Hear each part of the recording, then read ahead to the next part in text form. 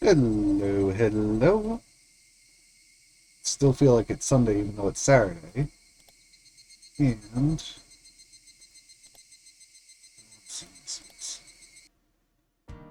oh right, they were having the competition, then Rena walked off to go to the bathroom and ran into Reina. That's where the chapter ended.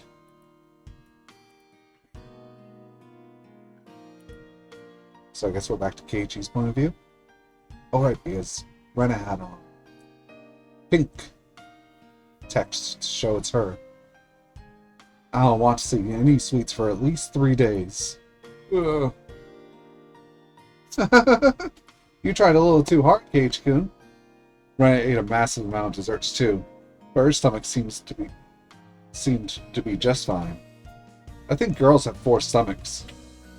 Or at least an extra stomach for dessert. It is very rude of you to say something like that to a lady. This is what you get for being rude.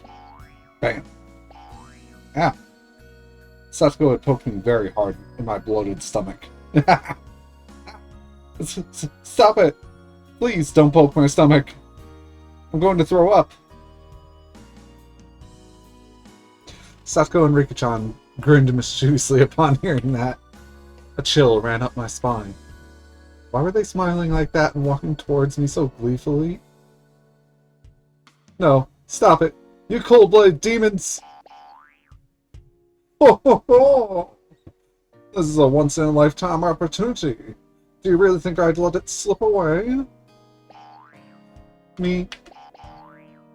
Your bloated tummy is in danger, Keiichi. Your big wiggly tummy is so cute. Stop it! Ah, no! Rena joined Satsuko and Rika-chan in torturing me. We were still making a lot of noise outside the restaurant.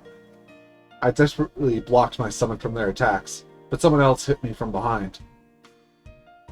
Ow! Who is it? Hello, hello. Nice to see you, Kei-chan and his funny friends. Oh, Shi-chan. Hello. You weren't at the restaurant today, were you? I'm working night shift today. I just changed after getting here. How can you go outside the restaurant wearing that uniform? What? I'm not embarrassed. Especially not since you had to walk around in a way more embarrassing costume the other day. Yeah. Damn it. I was just getting over it. She had just reminded me that I'll never be able to get married. Anyway, I heard you went crazy in the restaurant today. We did. We had to since it turned into a club activity, you know? You made a big mess in there.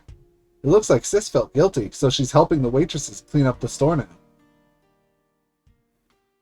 I still think we should help them clean. Oh, don't worry about it. We can't let customers do that. Plus, me made most of the mess. Yeah, that's right. Everybody nodded in agreement. She told me to tell you guys that you don't have to wait for her. You can go home now. No, we're going to wait. Right, everybody? Rana asked for her agreement. Of course, we decided to wait without hesitation. Satsuko, Rika-chan, and I all nodded along. Since we can't help her clean, that's the least we can do. While she says we can go home, I'm pretty sure she'd be sad if we really did leave. Wow. Kei-chan, you grew up. I'm impressed. He grew up all right. That's because we've been training him a while. Right? That's correct. Nippon. You girls always band together when it comes to things like this. I hate girls. We get along so easily just because they're girls. It's the other way around for the most part usually, but in the end we ended up making a lot more noise, even dragging Shion into the mess this time. Shion, get back in here and help us clean. Where'd you put the washcloths? Oh no. I guess I have to go back to work now. Michan, do you think it's going to take a while? What? Why are you still here? Are you waiting for this old man? Don't worry about me. Go on home already. Mion looked happy to see us waiting for her. But she always says the opposite of what she thinks. I wonder when she'll grow up to be able to just honestly say thank you. We're friends, remember? We'll wait until you finish up. I wish we could help you. I feel bad. I told you, you don't have to wait for me. I'm going to wait for Shion to finish work tonight, then head to her house in Okonomiya afterward. So you really don't need to wait for me. I do appreciate it, though. Are you sure? I still feel bad. Yeah, me too, me too. We have enough people, so really, don't worry about it. Go home before it gets too cold. We understand. I hope you can finish cleaning soon. Go for it, yay! Woo! Thanks. Kei-chan, I trust you to escort the ladies home safely. Please protect them from assassins on their way home. Looking around, I didn't see any ladies who needed an escort. I felt more like I was the one who needed protection. Anyway, we said our goodbyes, making it easier for us to end the day and go home. Goodbye, Mi-chan. See you tomorrow. Yep, see you tomorrow. Alright, let's go then. We waited at Mion until she went back inside the restaurant, and after that, we all got on our bicycles and left Okonomiya. On the way home, we talked about how exciting it had been today, and it looked like everyone was still fired up. We had the horrifying punishment competitive eating contest, which turned into an unprecedented battle involving all the customers in the restaurant. And after that, everything got crazy and messy. At first, the waitresses didn't know what to do, but after a while, they ended up joining in. We had a blast. That was wonderful. Did you see what Tomita and Okumura did? That was how amusing it was. I felt sorry for Kamada and Hirage.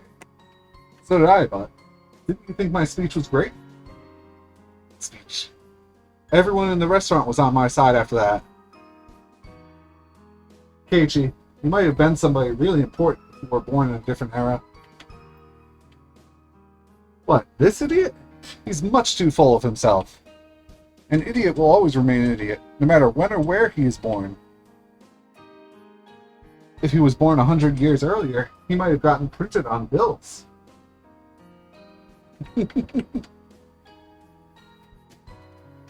Money with Keiichi-san's face on it? How pathetic. They would only be worth 200 or 300 yen at the most. Satsuko and Rika-chan kept up their continuous chatter.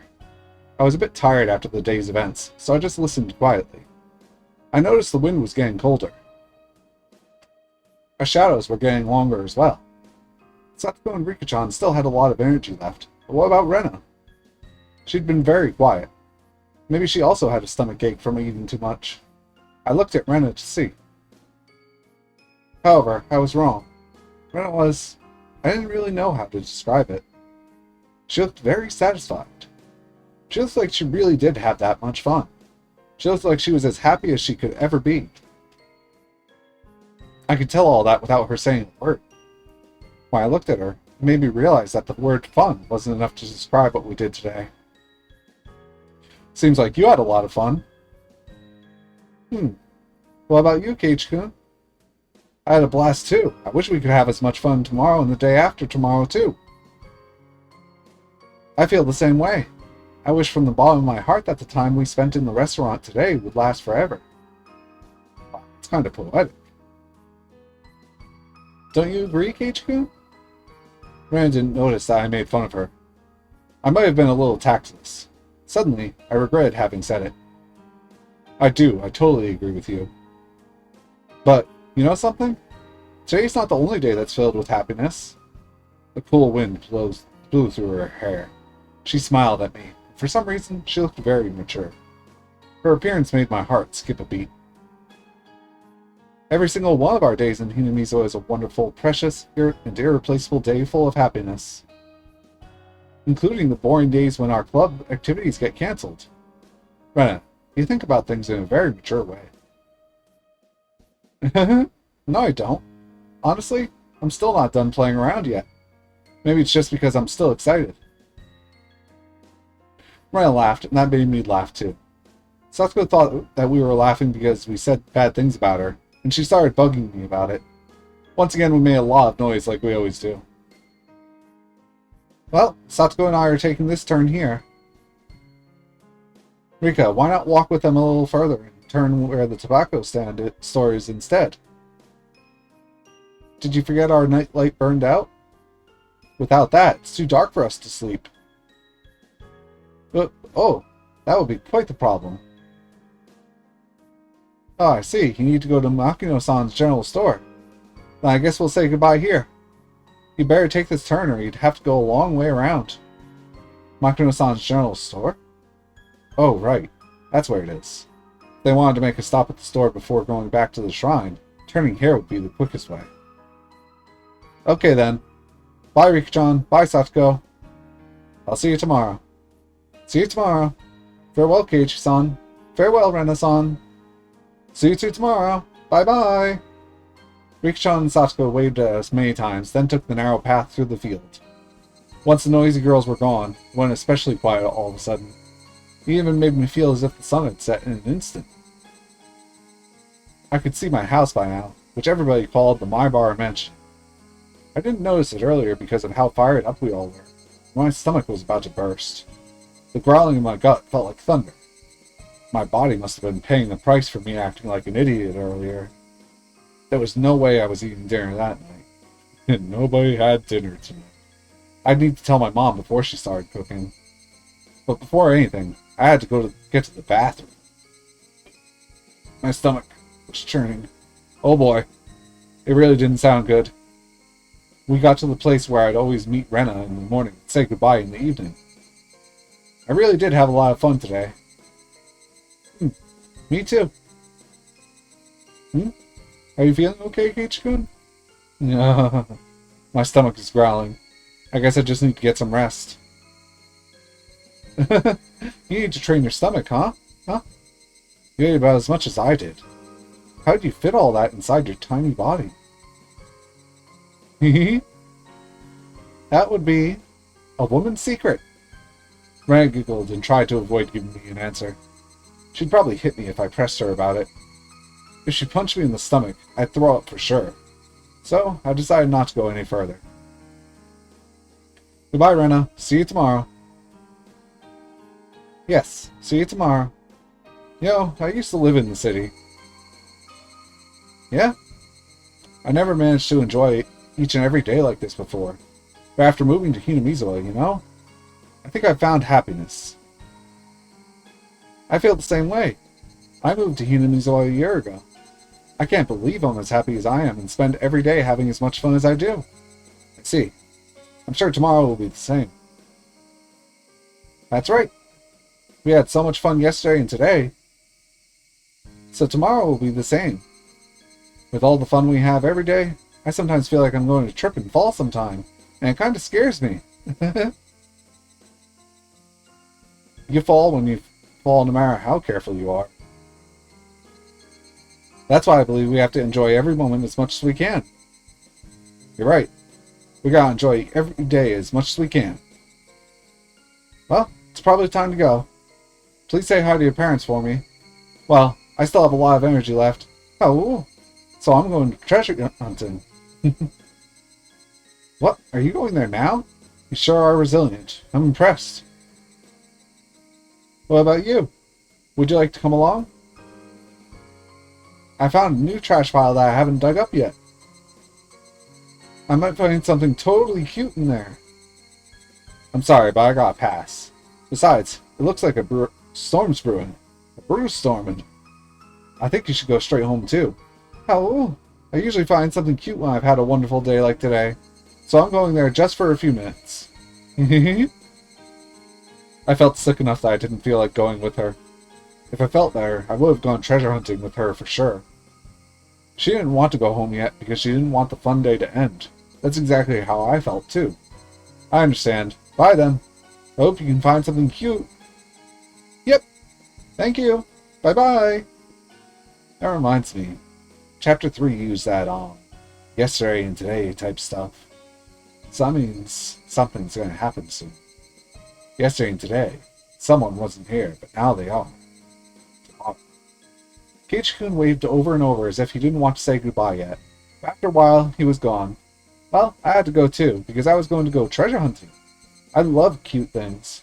I had such a wonderful day today that I'm sure I'm going to get lucky at treasure hunting. I definitely will find some wonderful treasures. I pedaled my bicycle with determination. My house was nearby, but I took another street that led to the dam construction site. It might have been okay to go home just then, but I hesitated to go, since I didn't want to be seen. I had so much fun today, and I wanted to continue feeling happy as long as I could. It was already getting late, but I felt like it was getting dark faster than usual.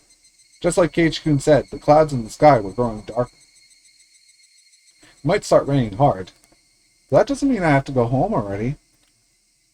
Stop it, Rena. You had so much fun today. You have to stay happy as long as you can. I'm happy. I enjoy every day. Rena, say it. Say the magical words. Oh. Don't be embarrassed. You're not dumb or anything. I might be able to enjoy every day even more if I were dumb. If so, dumb is what I'd want to be. Oh. I'm going to find something so cute and take it home with me.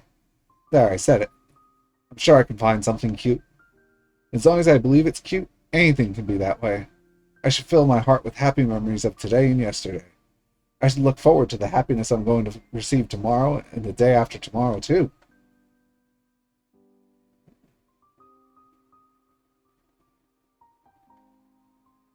Just saw an email that Detective Pikachu is on our website streaming. Legal, of course. I reached the dam construction site. A mountain of trash loomed before me.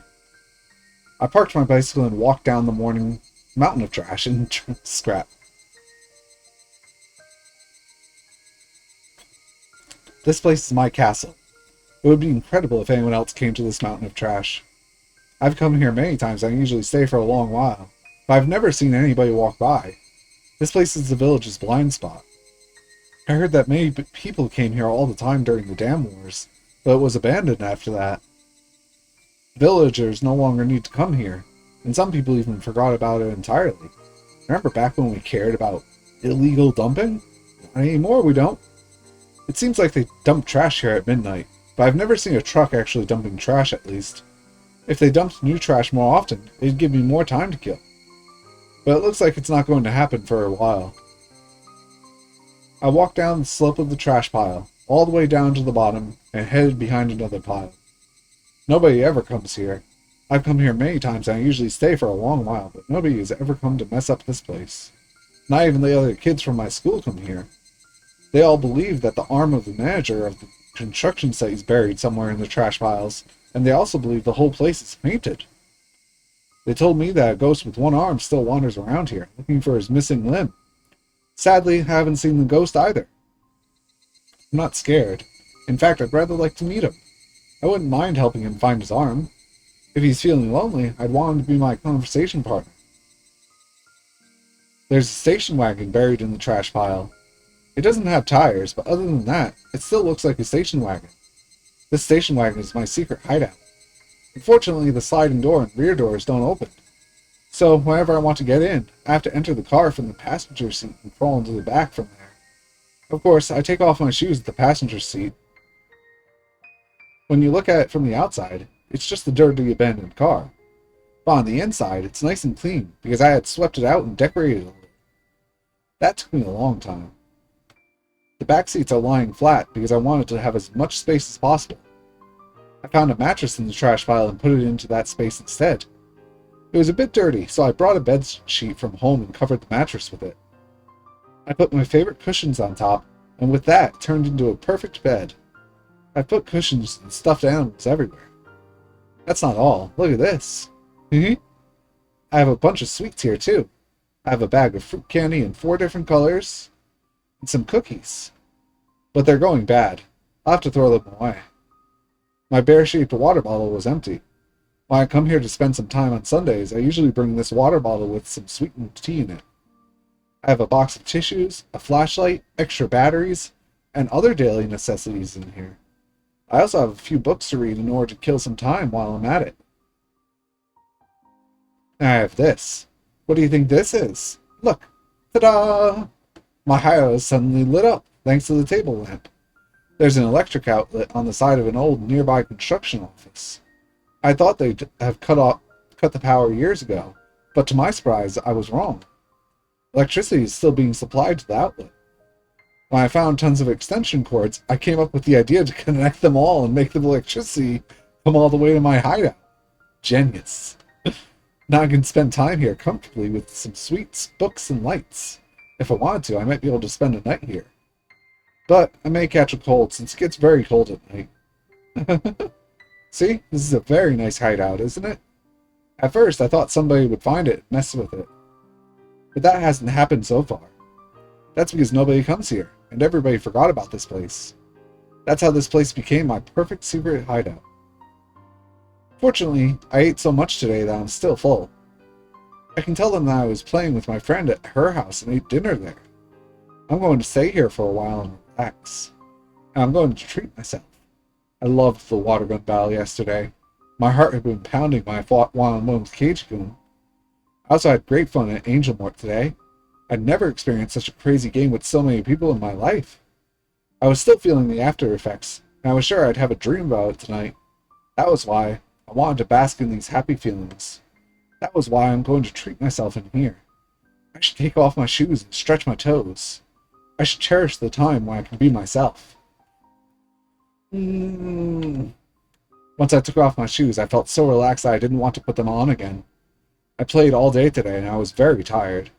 The treasure hunt could wait. As it got darker, the light of the table lamp became encouraging. It really was getting dark faster than usual. All of a sudden, I heard the sound of raindrops hitting the roof of the car. Pitter-patter, pitter-patter, pitter-patter. The interval between drops got shorter and shorter. When it became a continuous sound, I began to hear thunder. Even though it was raining heavily, it remained very quiet inside the car, making me feel like I was in a different world. It's my castle, after all. I felt a bit cold, so I unfolded my big blanket and hid under it. I'm here alone, under the warm blanket that has my scent. Even though nobody knew where I was at the moment, and I feel like I was left alone in the heavy rain, I still feel secure and free from anxiety for some reason. I felt like this heavy rain was keeping my enemies away from my castle. I liked it that way. This place is full of small happiness. It's full of my favorite things. That's why I'm happy whenever I'm here. When I put another blanket over me, I felt as warm as if I were in bed. I listened to the soothing sounds of raindrops hitting the scrap iron in the trash heaps, and it made me feel sleepy. This is the castle of trash. This trash came here because nobody wanted it. This is where it lives. This is the country where unwanted refuse lives together. I felt like I fit in here, but at the same time, I knew it was just a temporary place for me, as there's somewhere I had to go back to. No, I shouldn't think about things like that. Whenever I realize that I don't belong here, I remember I'm in the middle of a very dirty pile of trash. I should just doze for a little bit longer. Thinking is poisonous. I wanted to keep myself out of that poison, so that the kind Rena within me could stay pure. A little bit longer. Just a little bit longer. And I closed my eyes. Did she say overnight?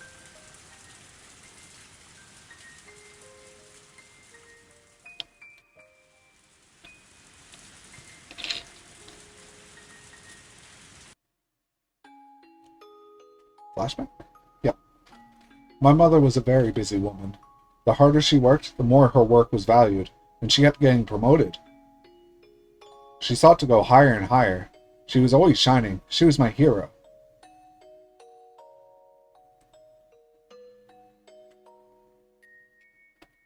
My mother started her career as a fashion designer at a small clothing factory in Okonomiya. My father was a designer too. They met through their jobs and soon got married. They lived in a small apartment in Okonomiya, but they moved to my grandma's house, our current house, in Hinamizawa, when she got pregnant with me. We lived there until right before I went to elementary school. Now that I think about it, that was the happiest time of my life. I felt happy every day and believed without a doubt that tomorrow would be the same. I was so happy that I took it for granted and didn't even feel the happiness. I really did feel happy every day. I was small at that time and didn't really understand what was going on, but it seems like the company my parents were working for was having financial difficulties. So, my mother and a few other young designers started talking about leaving the company and going independent. After many things happened and the situation grew complicated, they got an offer to work at a big design firm in Ibaraki and they took the offer. At that time, I heard my mother saying many difficult words like limited partnership and business alliance, but in short, what she wanted to do was to move to Ibaraki. My mother and her peers were hired because their talent and experience made them immediate assets at their new company. However, my father wasn't one of them. Unfortunately, my father wasn't as talented as my mother was. So, moving to Ibaraki meant that my father had to give up being a fashion designer. My mother's new company had high expectations of her talent and promised her a responsible project. She didn't want to waste her growing talent and passion by living in a rural town like Hinamizawa. So my mother convinced my father to quit his job and move to Ibaraki to support her and to help her build her career. Back then, moving meant that I had to say goodbye to my close friends. I didn't want to move, and I kept crying about it. After we moved to Ibaraki, my mother was a big success. Not only did she have great leadership skills, she was full of energy, and I believe she made the best use of her talents to succeed. She came home late every night and barely had any days off. When she had a big project, she often stayed entire nights at her office. But when she came home, she always looked fulfilled and wore a happy smile that she had never worn when she was in Hinamizawa. She was shining, and I remember I always wanted to shine like her when I grew up. On the other hand, my father wasn't doing so well. He couldn't find a job as a fashion designer, so he took a clerical job at a small company, but he kept changing positions. He couldn't use the experience that he had cultivated, and it was very hard for him. But he was very understanding. He started to take care of things around the house for my mother, who got busier and busier and having one project after another.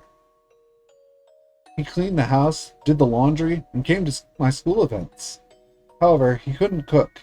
He did cook rice, but always bought side dishes from the grocery store. We ate dinner without my mother more and more often. I guess she's busy again. Every time I said that, he always told me, your mother is working very hard.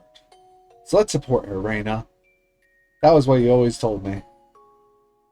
I decided to help my father with the cooking. I thought it was a good idea to learn how to cook, since he wasn't good at it. Whenever my mother cooked, I helped her and tried to learn how to cook from her. She apologized for not having enough time to cook for us, but she was happy that I was learning. I think I wrote in my school yearbook that I wanted to be a clothing designer in the future, just like my mother. But apparently I lacked my mother's exceptional sense of style. She used to tell me, taste is something that you're born with, not something that you cultivate. I remember I was discouraged to be a designer because of that. You have good taste or you got bad taste. That was why I decided to reach her by getting better at things she wasn't so good at, instead of trying to be like her. I wanted to be good not only at cooking, but also at doing things around the house, such as cleaning, doing the laundry, and grocery shopping. I remember my father was really happy that I did all that for him, because he wasn't good at it at all. He couldn't find a job and spent a lot of time at home, so he seemed to enjoy spending time doing the housework with his daughter more than anything. I started to become better and better at filling in for my mother, and she started to get too busy to do any of the housework at all, and she moved on to a more responsible position at her job. She took me out to many places, as if to compensate for leaving me alone all the time. She used to say, let's go eat something delicious without telling your father, and took me out to a restaurant. She took me to high-class restaurants and amusement parks. Sometimes it was only me and my mother, sometimes it was with her friends from work. She took me to a beach barbecue one summer with those friends. I was introduced as her daughter, and every one of them pampered me. I still remember there was this one guy who particularly doted on me. He was a good-looking young man. I called him Uncle once so he got mad at me. Who was nicely tanned with dyed brown hair. This young man often came with us when we went out. When my mother took me somewhere, she usually made several phone calls for her work during the day, and sometimes she took me out to a place where she could also do her work at the same time. So I didn't feel awkward when people from her work came with us. but I always preferred to be alone with her, so I was happier when we could do that. One day she took me to a very high-end part of town. Of course, she always spoiled me whenever we went out. She bought me things and let me eat whatever I wanted. But she especially spoiled me on that day. She took me to many expensive-looking boutiques and accessory stores. She was about to buy me something, but I told her not to get it because it didn't look good on me. Without hesitation, she bought it anyway. I remember there were many zeros on the price tag. On that day, I realized my mother's design work had made her a very successful woman. She was earning a lot of money. We took a break at a ridiculously expensive-looking restaurant that probably charged 1,000 yen for a glass of orange juice. My mother clapped her hands and spoke to me with a smile on her face. She asked, "Reina, would you like to make your dream come true?" When I was in kindergarten, my teacher gave students a topic to draw a picture of.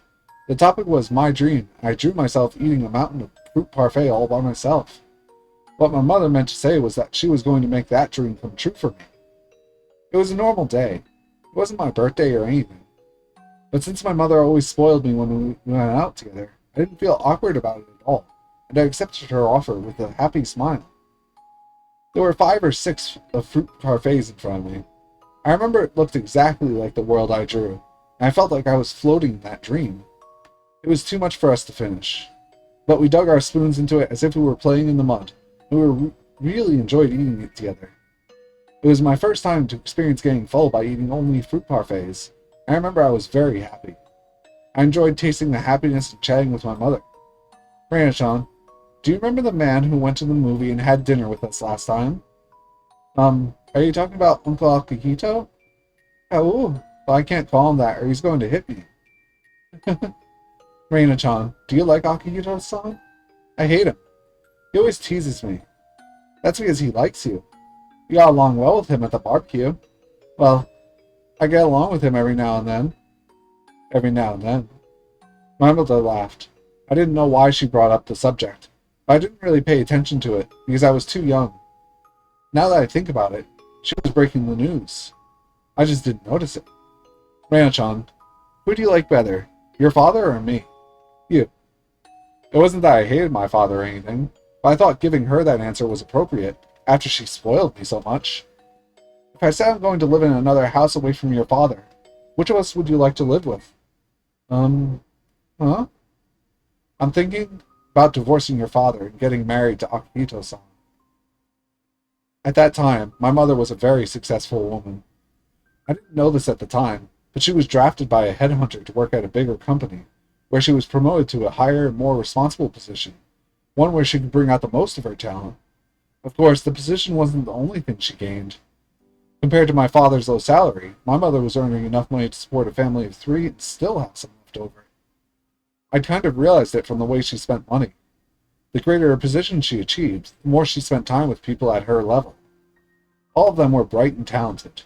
Compared to them, my father might have looked unattractive to her. I liked Uncle Akihito, but I liked him as one of my mother's friends, not in the same way I liked my father. I liked my father and mother equally, so it was very shocking to me that my mother wanted to divorce him. I felt as if the ground below me was beginning to crack. That expression, I realized, actually fit my situation very well. I had to choose which side of the cracked ground I wanted to stand on. My mother told me to live with her, at her new house. Her new house meant the house Uncle Akihito lived in. I thought a house was a sanctuary for her family. I believed that a house was a holy place where strangers couldn't easily enter. That was why I couldn't believe her. How could she let a stranger invade such a holy place so easily? Why do you hate my father? My mother looked down and didn't answer. I asked her another question. Why can't you stay with my father? I think that was the hardest and the most heartbreaking of all questions for my mother to answer. In short, my mother had cheated on him. She loved another man who was more attractive than my father. It was just that, nothing more. I knew more than anybody that it wasn't my father's fault. First of all, he decided to move from Hinamizawa to support my mother as much as he could. For him, nothing good had come from that.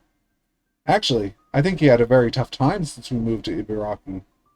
But he volunteered to be her support and tried very hard to do that. I thought my mother appreciated his support. So, I took her decision as a betrayal. I told her that I disagreed with everything, including their divorce. I said it very loudly and made everybody in the store jump. Sure, continue your relationship with Uncle Akihito, but don't divorce my father. I feel bad for him. I feel terrible for him. He's been doing nothing but support you patiently this whole time. How could you do such a cruel thing to him? I screamed as loud as I could. Then my mother answered. It's too late. Why? You haven't talked with my father about this, have you? It's not too late. I'm pregnant.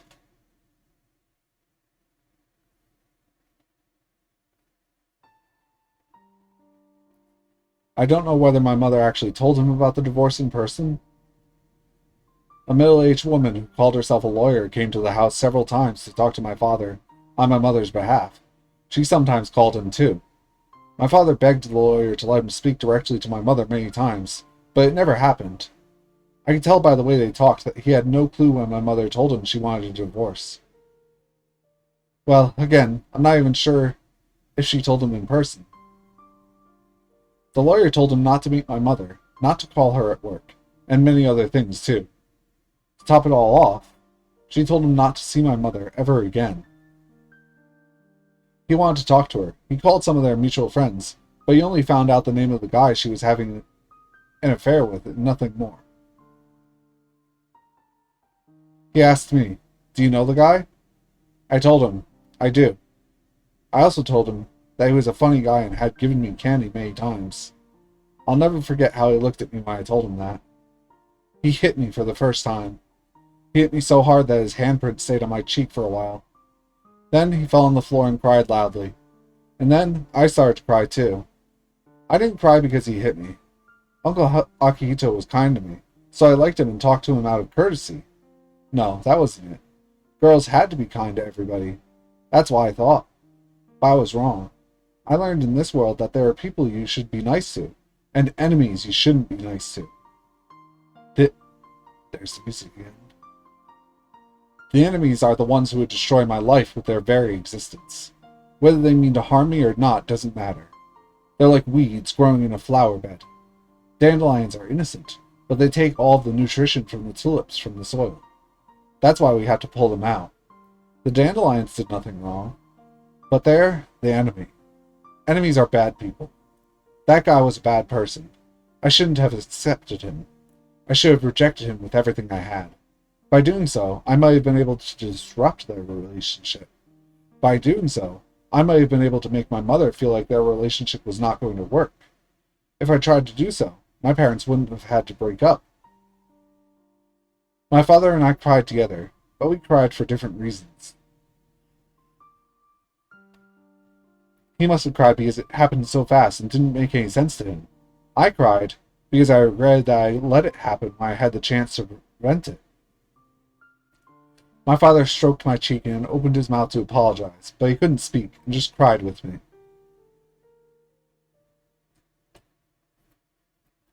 One day, the lawyer let me see my mother. My mother asked me to live with her at her house again. I didn't know what to say, so I just kept looking down and listened to her apologies. My father knew that I was going to see my mother on that day, so he handed me a letter and told me to give it to her. I don't know what he wrote in that letter, but for some reason, I was able to imagine what kind of things he wrote when I felt it through the envelope. After all, the letter inside the envelope had a rough surface. He must have been crying while writing the letter, and his tears made the letter all wrinkled when it dried. My mother took the letter from me, told me that she'd read it later, and was about to put it in her bag. I stopped her and told her to read it there. I wanted to see how she was going to take the last words that my father had left to her. But my mother didn't read it. She told me she wanted to read it alone later, and she put it in her bag. At that time, I realized, no, it was more than that. I should say, I knew, because it was so obvious. I knew that my mother was lying. She had no intention of reading my father's letter. She was going to throw it away after I was gone, but she lied just because she wanted to seem like a nice person in front of me. The slight curl in her eyebrows and lips told me that more clearly than anything else. At that moment, I finally knew something else. The guy she was having an affair with wasn't the only bad person. My mother was also a bad person. Since that moment, The existence of my mother disappeared from my world like dry ice evaporating. I didn't have to hesitate about whom to live with anymore. I don't want to go to your house. The Urugu house is my home. I don't want to see you anymore. Please don't even call me. But Reina, if you live with your father, you won't have. At that moment, I hated my name for the first time in my life. Please, don't call me Reina ever again. I have to go now. Goodbye. Those were my last words to my mother. No, to the woman who used to be my mother. After that, I spent many days without feeling anything. I didn't know if the days were long or short. I didn't know which season I was living in. It was supposed to be nothing out of the ordinary, not having my mother around. But every time my father saw things that reminded him of her, like her toothbrush, her teacup, or her favorite books, he shed tears, which left me frustrated. That's why I decided to completely remove her belongings from the house. I roughly threw her things into a black trash bag. I started to do so frantically. By the time I knocked down her wardrobe, threw her music box hard on the floor, and broke her mirror, my mind was already not working properly. When I try to remember what happened after that, I feel disoriented. Because the pills the doctor gave me back then made me feel disoriented and lethargic every time I took them. It seems that dullness hit me especially hard, since every time I try to remember that time, it makes me feel disoriented and lethargic, just like the pills made me feel. I destroyed everything that smelled like my mother. But the thing I wanted to destroy the most might have been myself. Even after I threw all of her belongings away, I still couldn't stop feeling regret. I decided to blame myself in the end. Maybe I was thinking that I wanted to do damage to her reputation and successful life by destroying her daughter, destroying myself. When I was about to reach that very last resolution, Oyashiro-sama came to me. Oyashiro-sama told me to go back to Hinamizu. Yes, all this was because of his curse. Oyashiro-sama brought a curse upon the Ryugu family because we broke his rule and abandoned Hinamizu.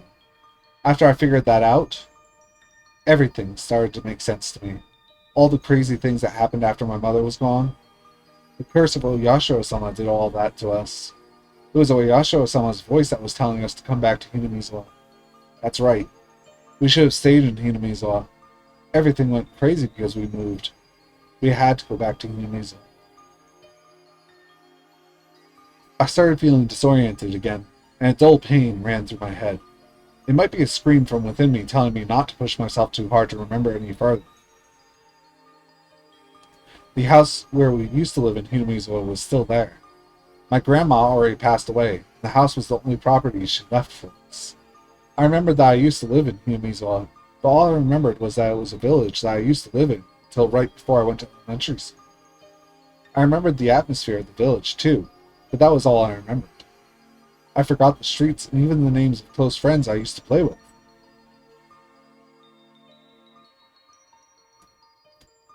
The neighbors knew that the son of the deceased woman had come back divorced, but they didn't know us and we didn't know them. So it was almost like we moved to a new place. However, as far as I was concerned, it still was my hometown that I had come back to. At first, everything was inconvenient compared to life in Higurashi, and it was hard for both of us to adjust. But we renovated the old house, and it was only me and my father. Life here seemed to make my father forget his pain from the divorce. Mii-chan was very kind to me, and I started to get used to my new life too. I did everything around the house. And we gradually went back to a time when we used to live happily. Anybody can live a happy life. People sometimes say that some people are born to be unhappy, but I believe that's just an excuse for people who don't even want to try. I won't give in to fate. I'll never give up trying to recapture the happy times that I lost. I'm going to become happy to the point where I don't even feel the happiness anymore. I'm not going to cry anymore. I'll never cry again. I used up all my tears on that night my father hit me. The curse of Oyashiro-sama is over because we came back to Hinamizu. So, I'm going to have a happy life from now on. All of a sudden, big raindrops hit the roof of the car, and I recovered my senses. It was still raining hard. It had already gotten dark outside. The shadows the table lamp created were very dark, and it looked as if there was nothing else around me. If I turned off this light, would everything in this world disappear? I turned off the light. Darkness swallowed me, but the cold air and the sound of rain didn't change a bit. That made me realize I was still in this world. The curse of Oyashiro-sama. Did the curse of Oyashiro-sama do those crazy things to my family? Or did I convince myself it did as an excuse for myself, because I didn't want to feel guilty about the divorce? Sometimes I'm not sure. Since that time, Oyashiro-sama hasn't come to me. I sometimes feel like it was a delusion I created because I was mentally ill. But he did come at that time. I'm sure about that. Am I right, Oyashiro-sama? I was unhappy after I left Hinamizawa, but I came back and I'm happy now. But where am I supposed to go now that I'm unhappy in Hinamizawa? Where? Stop it, Rena. Don't think that you're unhappy. I am happy. I will be happy. I can definitely be happy. Suddenly I felt that if this darkness swallowed me, I'd never be able to be happy again. I found the switch of the table lamp and turned it back on.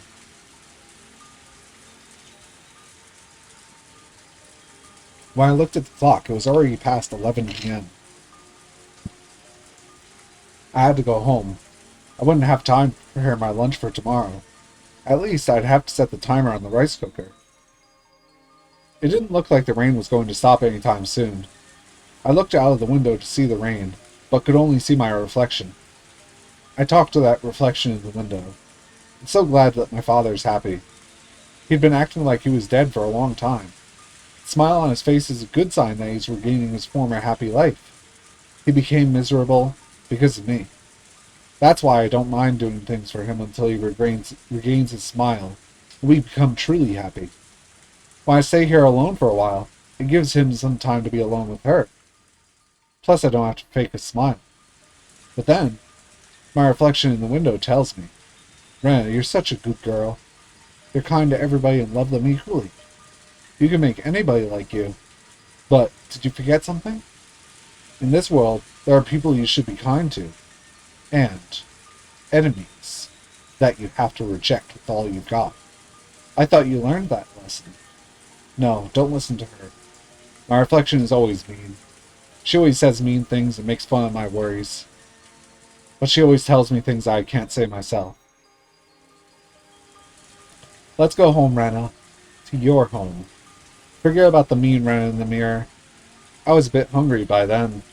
After all the desserts I ate, I still got hungry. I almost forgot. Rina-san bought me a shortcake. I've never had a shortcake from Angel Mort, but I bet it'll taste good. I'd have to give my thanks to Rina-san the next time I see her. Rina-san speaks in a way that makes it very clear how she grew up, but I'm sure she's a good person. That's because she's so good to my father. I did everything I could to make my father smile, but I failed. On the other hand, Rina-san can put a big smile on his face so easily. I have to thank Rina-san. I have to thank her for cheering up my father. But I don't know why. I just don't like her perfume.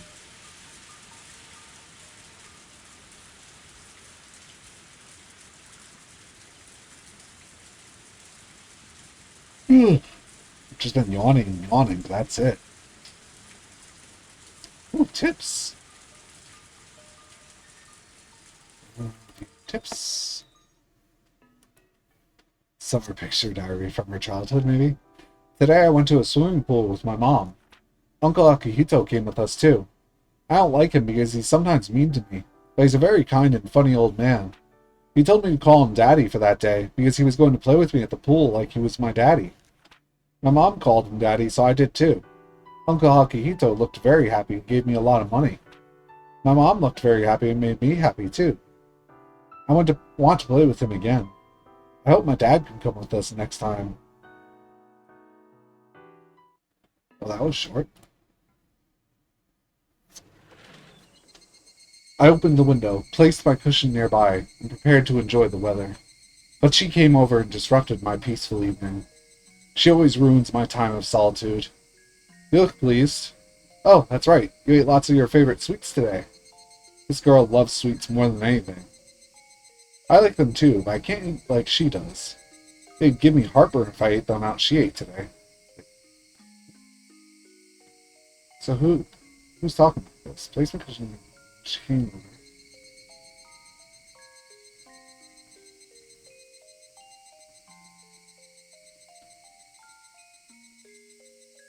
I saw this girl. Okay, so it is Rena. I see. She seemed to be very happy, so I'll leave her alone for a while. I'd been making my favorite hot and salty food for the past few days, so she must be quite pleased today. It was a very fun day for me too. I just wanted to enjoy the memory of the excitement I felt today by sitting here quietly, enjoying the sunset. But when I looked up at the sky, I saw some thick clouds forming there. The wind was a bit cooler than usual. It might start raining soon.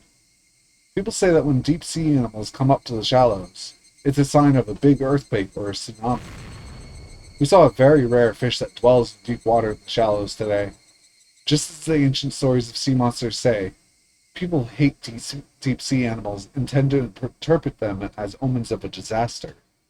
It didn't matter if they showed up alive or dead. Ah, I said something interesting just now. Even if they showed up alive or dead, it was an omen of a disaster. Oh, it might start raining soon. Yeah, I know. You don't have to tell me. I'll get the laundry. I grabbed a basket and went outside to take the laundry in. The clouds were getting darker. I normally like rain, but I didn't think I'd enjoy it today.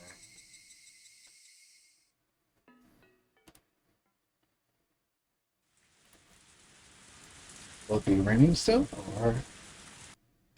Oh, it's daytime. Hey, good morning, Rena. You're late today. You're just early today, Cage-kun. I'm not trying to put aside the fact that I'm always late, but it always feels good to defeat you once in a while. Oh, I slept in this morning. I couldn't sleep last night. Oh, you too? Nah, same here. I was still feeling yesterday's uproar. It took me a long time to go to sleep. Yesterday I had a lot of fun with my friends and went home still riding that high. I was too full to eat dinner. I kept talking with my parents about the great time I had over the past few days. I was so pumped up that I couldn't go to sleep. Kind of sounds like I'm a little kid. But given that Rena seemed to be the same way, I felt better about it. No, I felt better isn't the right way of phrasing it. I should say I'm glad to know that we shared the same feeling. Rena went treasure hunting after I left. I'm sure she found many adorable things, went home, talked with her parents about how great the day was. Hey, Michan! Good morning! Oh, you're here early. Better watch out for the pigs falling from the sky. I know I usually make you wait for me, but do you really have to say it like that? Cage-kun was unusually early this morning. Today is full of miracles. You're one to talk yourself. It's going to be another happy day today. I had fun the day before yesterday. I had fun yesterday. So I'm going to have fun today for sure. I'm happy. Mion is happy too. Of course, Rana and my other friends are equally happy. I'm not afraid to say it. And I wish these happy days would last forever.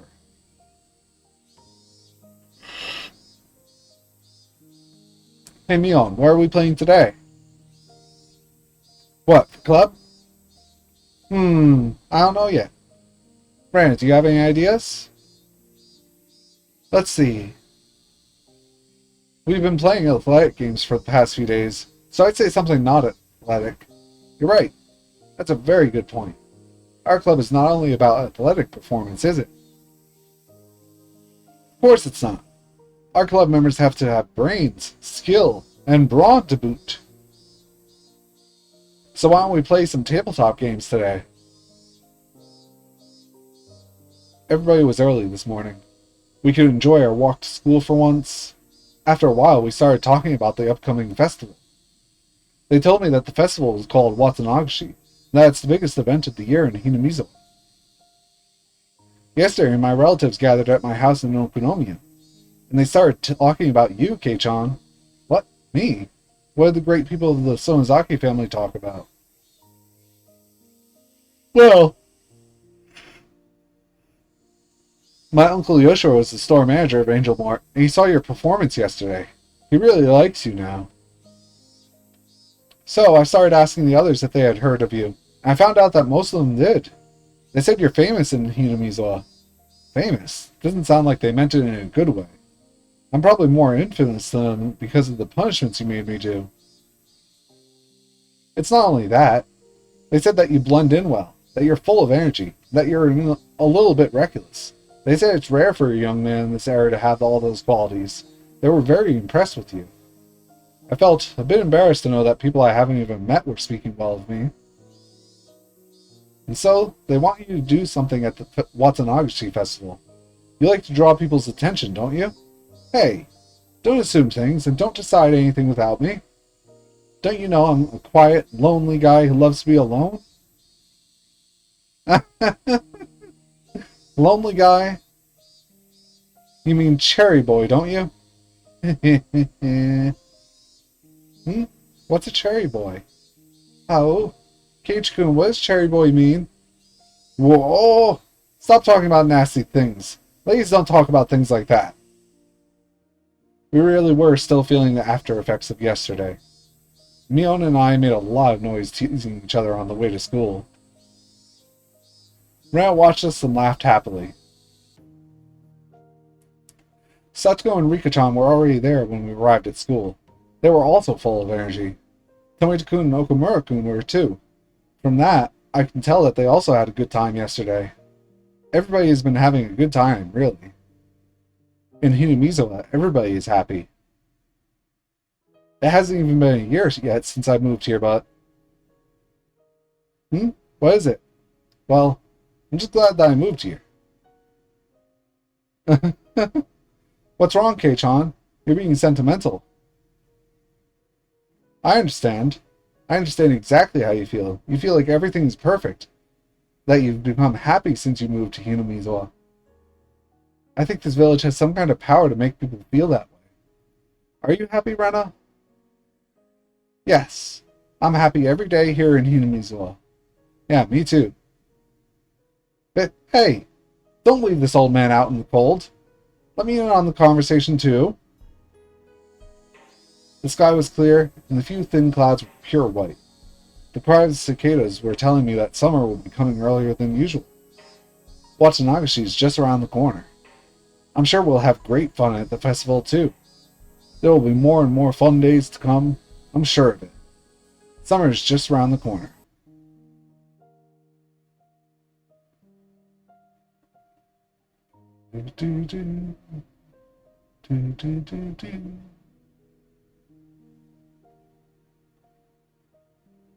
Jeez, let's have all these little photoscapes. Landscapes. Just lots of enemies right now. Oh, we have something here, I think. Not. Just some flashbangs. The last class of the day was finally over, meaning that it was time for club activities. I was sure it would be fun. I couldn't wait. But then Michan received a call and told us something had come up, and she had to go, so we didn't have a club meeting today. I was really looking forward to it. There was nothing I could do, but I could at least chat with Cage-kun on the way home. It'll be fun. Cage-kun sometimes says mean things, but he's very funny. When I chat with him, my depression goes away. Wait, what did I just say? Am I depressed? I have so much fun every day. I'm as happy as I can be. What did I have to be depressed about? Well, it was obvious. Because of Rina-san, my father is happy now. Before he met her, he was like a lamp in broad daylight. Honestly, he was like the living dead. But after he met Rina-san, he started to smile like he used to when he was living with my mother. He enjoyed talking with her and started going out with her. You could probably say they went on dates. Now he looks 20 years younger. Rina-san gets along with my father very well, and she's very kind to me too. There's actually no reason for me to hate her. But the bitter memories of my parents' divorce, and my many regrets, were gradually eating away at my heart. Was it okay to accept that woman? Rin-san might be the same as how Uncle Akihito turned out to be. Is she the enemy who takes my happiness away with her very existence? With or without bad intentions? Am I going to sit around until everything collapses again? Should I fight the enemy before it's too late? Rin-san comes to my house a little too obviously. Since my father started letting her stay the night, many of her belongings have turned up in the house. My father and I don't smoke, but there's an ashtray in the living room. The futon in our guest room is hers now. In the bathroom, there's a toothbrush, and shampoo I'd never choose to buy. I started to feel awkward about those things, and that's when I started noticing it at the front door when I came home from school. Her perfume. I asked my father once if he was thinking about getting married to Rina-san. He looked a little embarrassed, perplexed, and confused. He told me, not yet. He knew I was hurt by the divorce. That's probably why he couldn't admit that he wanted to remarry. That's why he said not yet. He'd consider it, but not while I was still living with him. That's what he meant, I guess. There's only one reason why I don't want him to get remarried to Rina-san. I feel offended that my sanctum, my family, is being invaded. I might be being selfish, though. I know keeping my father all to myself means keeping him miserable like he was before he met Rina-san.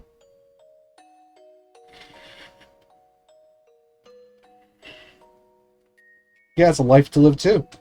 It's his right to heal from the pain from the divorce and to live, to find his new love. He wouldn't have had to go through that painful life if I had prevented the divorce from happening in the first place. He has a right to have a happy new life that lets him forget the pain he never deserved, and I don't have any right to stop him. In fact, I have an obligation to try to return his happiness to him. I have to pay for my sin, my inability to prevent his divorce. Then, what should I do to make both of us happy? It wouldn't be that difficult.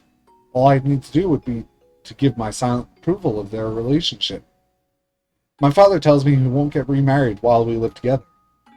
That means I should stop leaning on my family, be strong, and live on my own as soon as I can. Although, that doesn't mean I can tell him not to go out with her until that day. Rina-san comes to our house to see him despite her busy schedule. She even stays the night wherever her shifts permit. They're adults. I have no right to say anything against that. That's why I chose to give my silent approval to their relationship, and tried to see her as little as I could. I get along with Rina-san on the surface. I know my father would have a hard time keeping face if we didn't. But it's a very exhausting and painful thing to get along with a person I don't really like. So whenever Rina-san comes over, I spend as much time as possible outside, then head home late. Michan's club activities are the most convenient things to do to kill time. But there are some days we don't have a club meeting. On those days, I while away time at the garbage dump, hunting for treasure alone. And that's how I started to make my secret hideout. My father can do whatever he wants with Rina-san at home. I don't have to see them together. I can spend my time peacefully at my hideout. I sometimes feel depressed about my life. I sometimes want to talk to somebody about it. But nothing will change, even if I talk to somebody. This is all I can really do. The most important thing for me should be to overcome the sadness of losing my family as fast as I could, and to regain my own happiness. I have so much fun every day. I'm happy every day. Even on the way home, Keiichi-kun was talking about funny things that made me laugh. My feeling gloomy, in spite of that, was kind of rude. My father should be happy. I should be happy. I just feel sad because I still can't separate from my father. Compared to the unexpectedness of the divorce, Rina-san's invasion is a very slow process. I think Rina-san understands how I feel. She treats me very kindly, but doesn't do more than that. I think she understands I'd feel uncomfortable if she did. I respect Rika-chan because she's strong even without her parents. Compared to the pain of losing both her parents unexpectedly, my problem is like nothing. I respect Satoko-chan's toughness too. She also lost her parents and was forced to live a painful life under her uncle and aunt. Compared to the cruel treatment she had to go through, my relationship with Rina-san is a blessed one. I keep feeling anxious, but that's just because I'm still immature, because I feel like I'm not ready to separate from my father. I have to be strong like Rika-chan and Satoko-chan. I have to try my best to be happy. I'm going to live with all my might, in order to regain the peace of mind that I lost that day.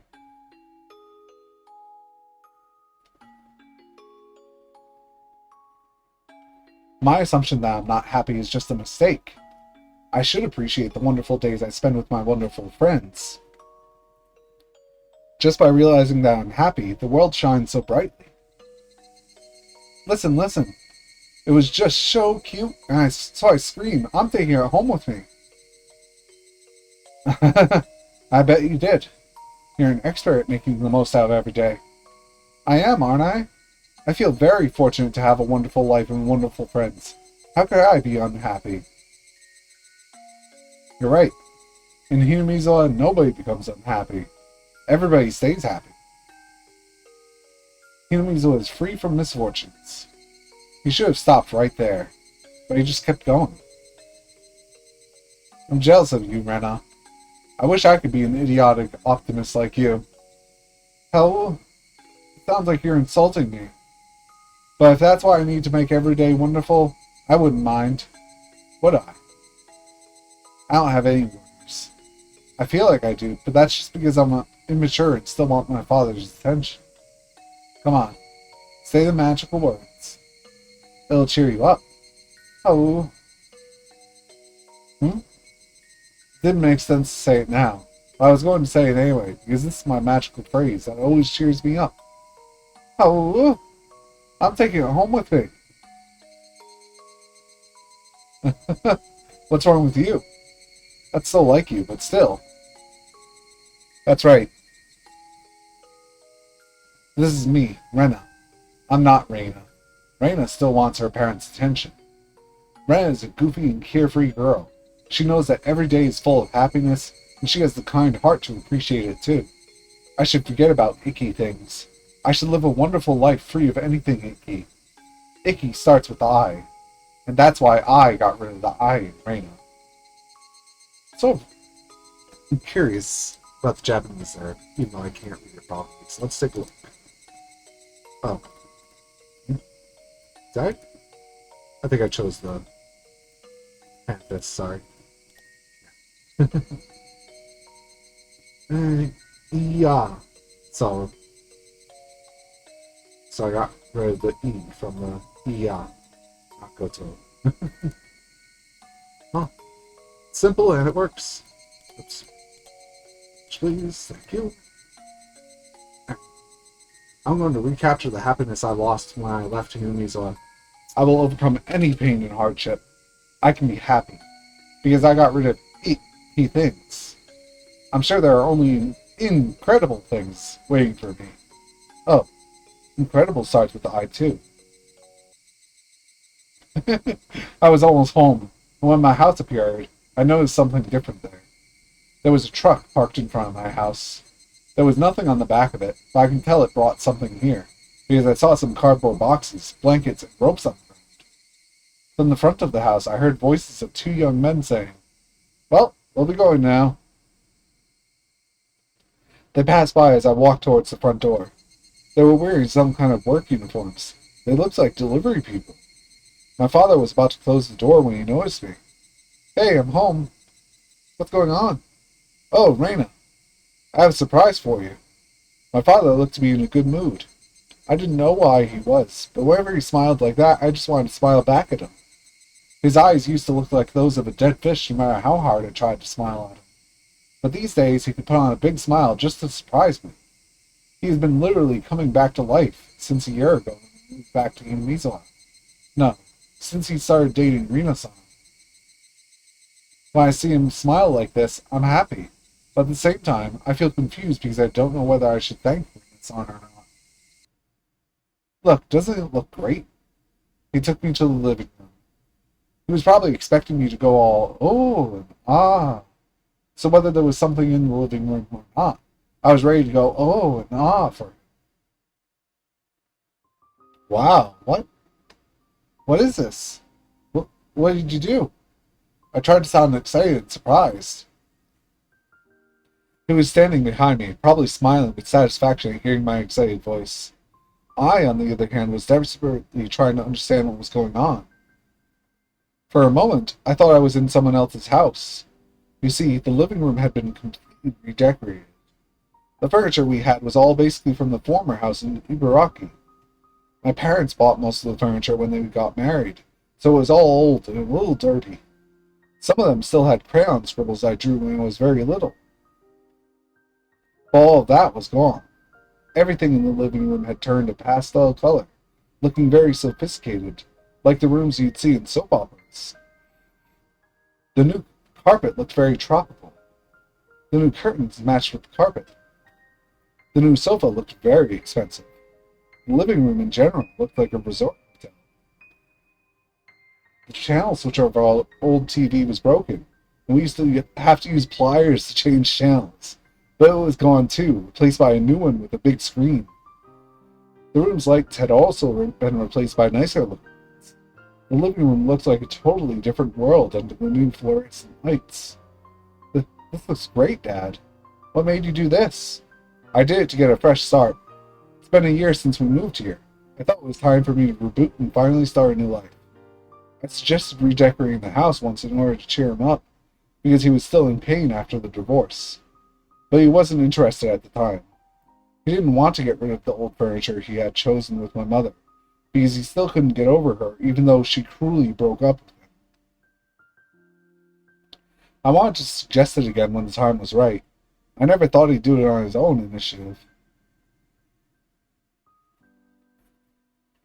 That was a good idea. This beautiful living room makes me feel refreshed. Hey Tiki, how you doing? I love it. I knew you would. Reina, you've always wanted to have a rocking chair, didn't you? I haven't set it up yet, but look. I got it for you. Oh, Dad, thank you, thank you, thank you. This is mine, right? Right? Hey, this is for everybody.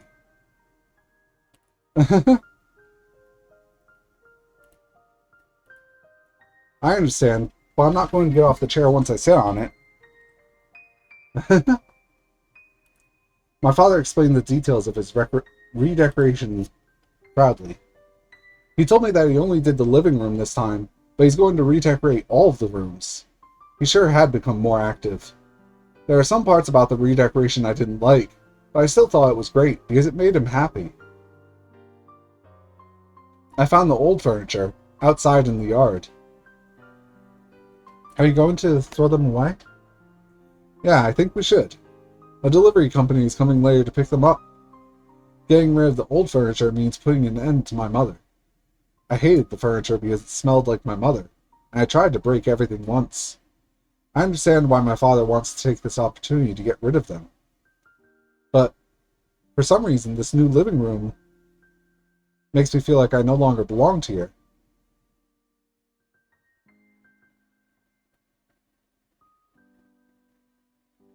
My father didn't choose the new furniture. Rina-san probably did. Well, I mean, there's an issue if I wanted to apply for them, Tiki. Most likely, my father and Rina-san decided to redecorate the living room and went to a furniture store to buy everything. I tried to think positively. The reason why my father didn't tell me about the redecoration was because he wanted to surprise me. No, my father never really considers things that deeply. So I suppose he didn't tell me because he just didn't think he needed to tell me. I'm sure he didn't redecorate the living room to make me feel like I was no longer welcome. Don't be negative, Rena. My father didn't have any bad intentions. He doesn't want to get rid of me. He doesn't think I'm the reason he can't get remarried. And yet, why did I feel sad looking at the old furniture in the yard? Why did I feel like I didn't belong? I realized the reason right away. That reason was me. To him, wanting to have a fresh start by getting rid of the things that remind him of my mother might be an indication of his unconscious desire to get rid of his daughter. Her daughter. Oops. My father doesn't really consider things deeply, so he might not be thinking that I'm the reason he can't get remarried. But he understands that he can't get remarried while we live together. Thanks, Tiki. By staying with him, I'm torturing my father. It was my fault he had to get a divorce. That's why I have to support him, to help recapture his happiness. I couldn't just keep him all to myself. I'd have to start thinking about living on my own. I don't need to go to university. I should think about getting a job. But who would hire an uneducated girl like me? Even if somebody did hire me, I wouldn't be able to earn enough money to live on my own. Maybe I should think about working at a hostess club, like Rina-san does. People only choose the jobs they can. A girl like me doesn't have a lot of choices. Not a lot of companies would hire me or pay the amount of money that I'd need to live on my own. But, come to think of it, where is the place where I belong? Whenever I end up feeling like this, I miss my secret hideout with trash piles. I'd love to get under my blanket and feel the warmth on a cold night. The hideout gets hot and humid during the day, and very cold at night. It's not a comfortable place to spend time in. But it might be the place where I can relax the most, more than I can at my house. No, I shouldn't think like this. I shouldn't think like that my house has been invaded by Rina-san. I should thank her for making my father happy. Rina-san isn't trying to kick me out of the house. She's trying to get along with me. But I'm not opening my heart to her. I'm the bad one. I'm the bad one. Now I'm blessed. I'm blessed. Satsuki-kun and his aunt didn't get along at all, and she abused him for a long time. Compared to him, my situation is a lot easier. Satsuko-chan and Rika-chan lost their parents, and they live together now. They've been through very hard times. On the other hand, I still live with my father. I should feel blessed. I shouldn't think I'm unhappy just because of these things. I am happy. I'm blessed. The trouble with me is that I still can't admit that I'm happy. My father kept talking proudly about the redecoration. I nodded at him with a big smile and let him keep at it. Oh, I almost forgot. Reina, can I ask you a favor? Sure. What is it? I ordered 2 jackets from the clothing store. It seems like they came in today. I have to help the delivery company pick up the furniture, so can you go get the jackets for me? Sure. Which store is it? I wonder what kind of jackets you got. Can't wait to see them. No matter what they look like, I'm sure Rina-san picked them out for him. Although I don't mind going. I'd rather go to the store than listen to his stories about the redecoration of our living room. I got the receipt, asked him where the store is, changed my clothes, and left the house. I started pedaling my bicycle, and looked at the old furniture in the yard for the last time.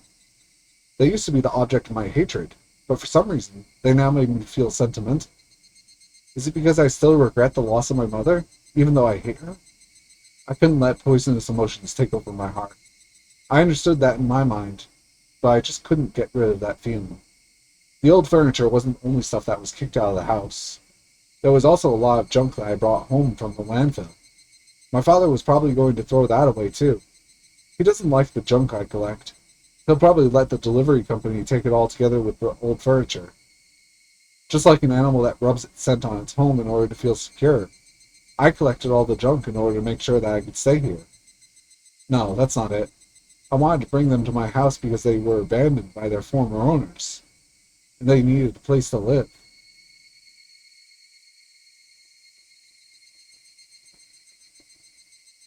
I guess we're not reading about the jackets then.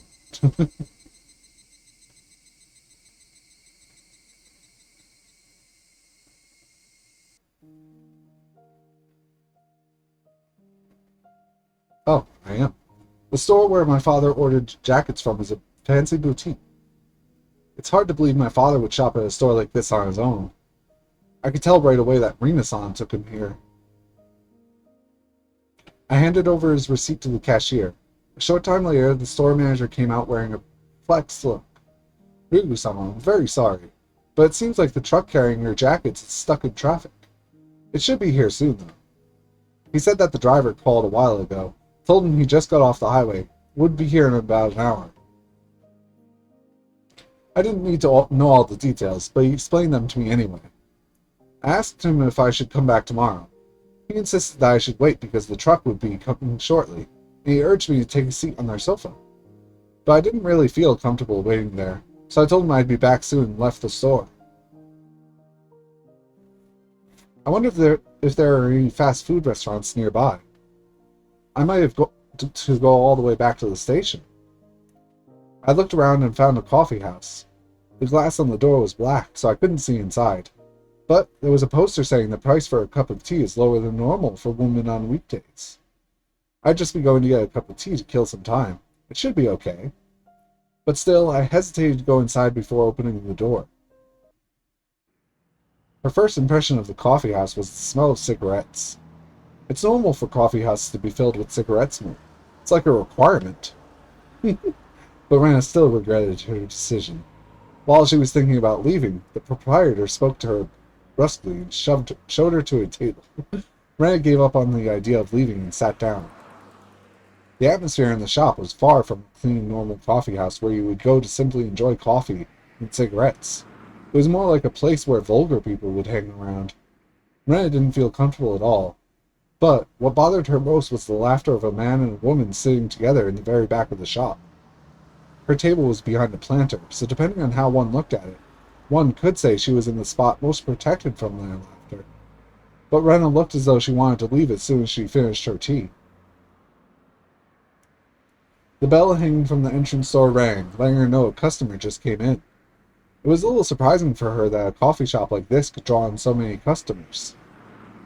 Rena peeked at the newcomers from behind the planter. There were two of them. They looked like vulgar men, the kind of people you didn't want to get involved with the instant you saw them. The proprietor tried to show them to a table, but they ignored him and walked towards the back. They walked up to the couple who had been laughing loudly and greeted them with a bow. "Hey, you finally made it. Sit down." The couple stopped laughing. The man told the newcomers to sit down in a threatening tone of voice. As instructed, the two of them took a seat. "So, what happened?" "We're very sorry. We tried to." "Cut it, dipshit. Just hand it over." The two of them looked at each other before they each took out an envelope out of their pockets and put it on the table.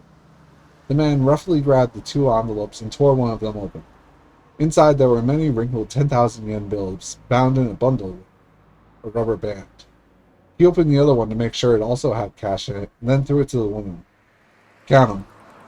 "Hey, don't order me around. This is originally my money, you know." "Shut up. Just count 'em."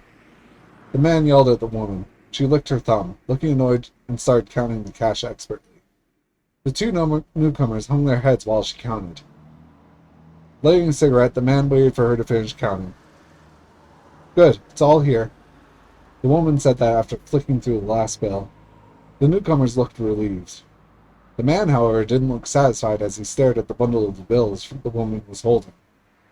"Ritsuko, how much is there?" "What? I told you it's all here." "I'm asking you, how much is that?" "I told you all the money I lent them."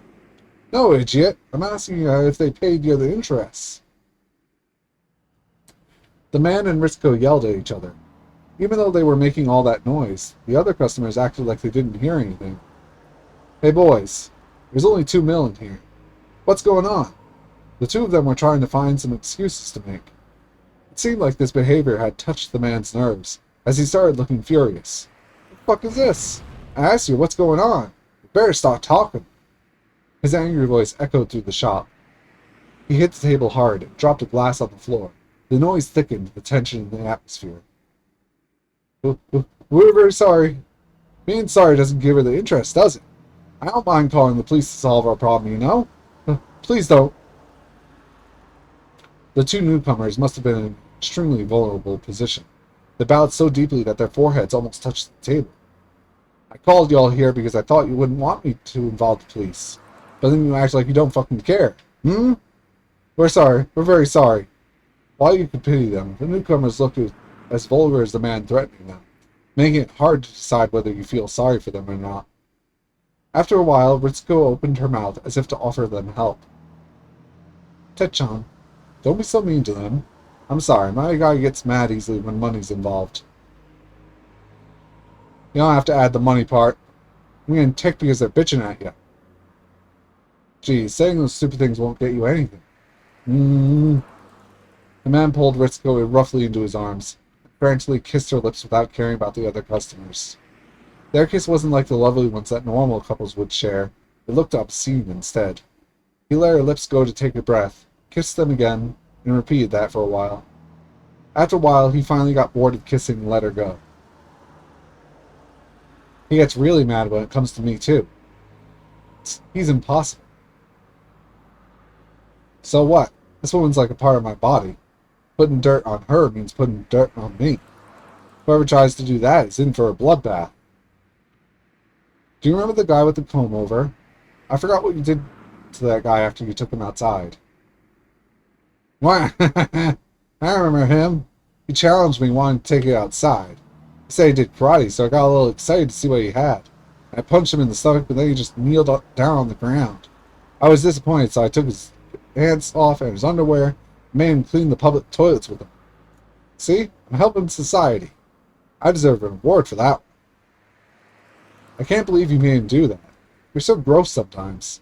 They started laughing loudly like they were doing earlier. Their laughter obviously intimidated their companions. Listen, you two. Techon is actually in a very good mood today. Usually he'd start yelling, "This isn't enough money," and you'd be throwing the Oji River naked by now. We truly apologize for the inconvenience. Well, you forgot about the interest, but you did put together all the rest of the money in time. I'm impressed. So I'll be nice and take that into consideration, you know? Anyway, his interest rate is a little high, but it's only 5 if you pay today. If you wait even a day longer, it'll be doubled. And if it's doubled, I don't think you'll be able to pay it no matter what you do. So I'm going to make you a deal. Techon, will you give us a minute? Sure, I guess it's okay. The man left the table with a grin and headed for the bathroom. He was far too amenable to that request, as if they planned for him to leave the table at that moment. Ritsuko made sure he was in the bathroom, then took some papers out of her bag and spread them on the table. You're young. You don't want to ruin your life because of an outlaw like him, do you? So I recommend you pay all the interest today.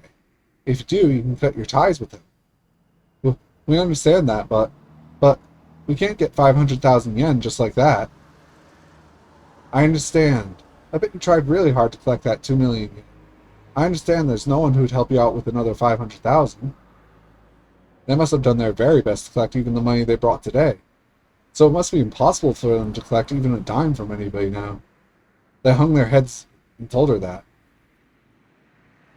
However, take a look. I made this for you. Oh. The guys looked at the paper on the table and muttered under their breaths.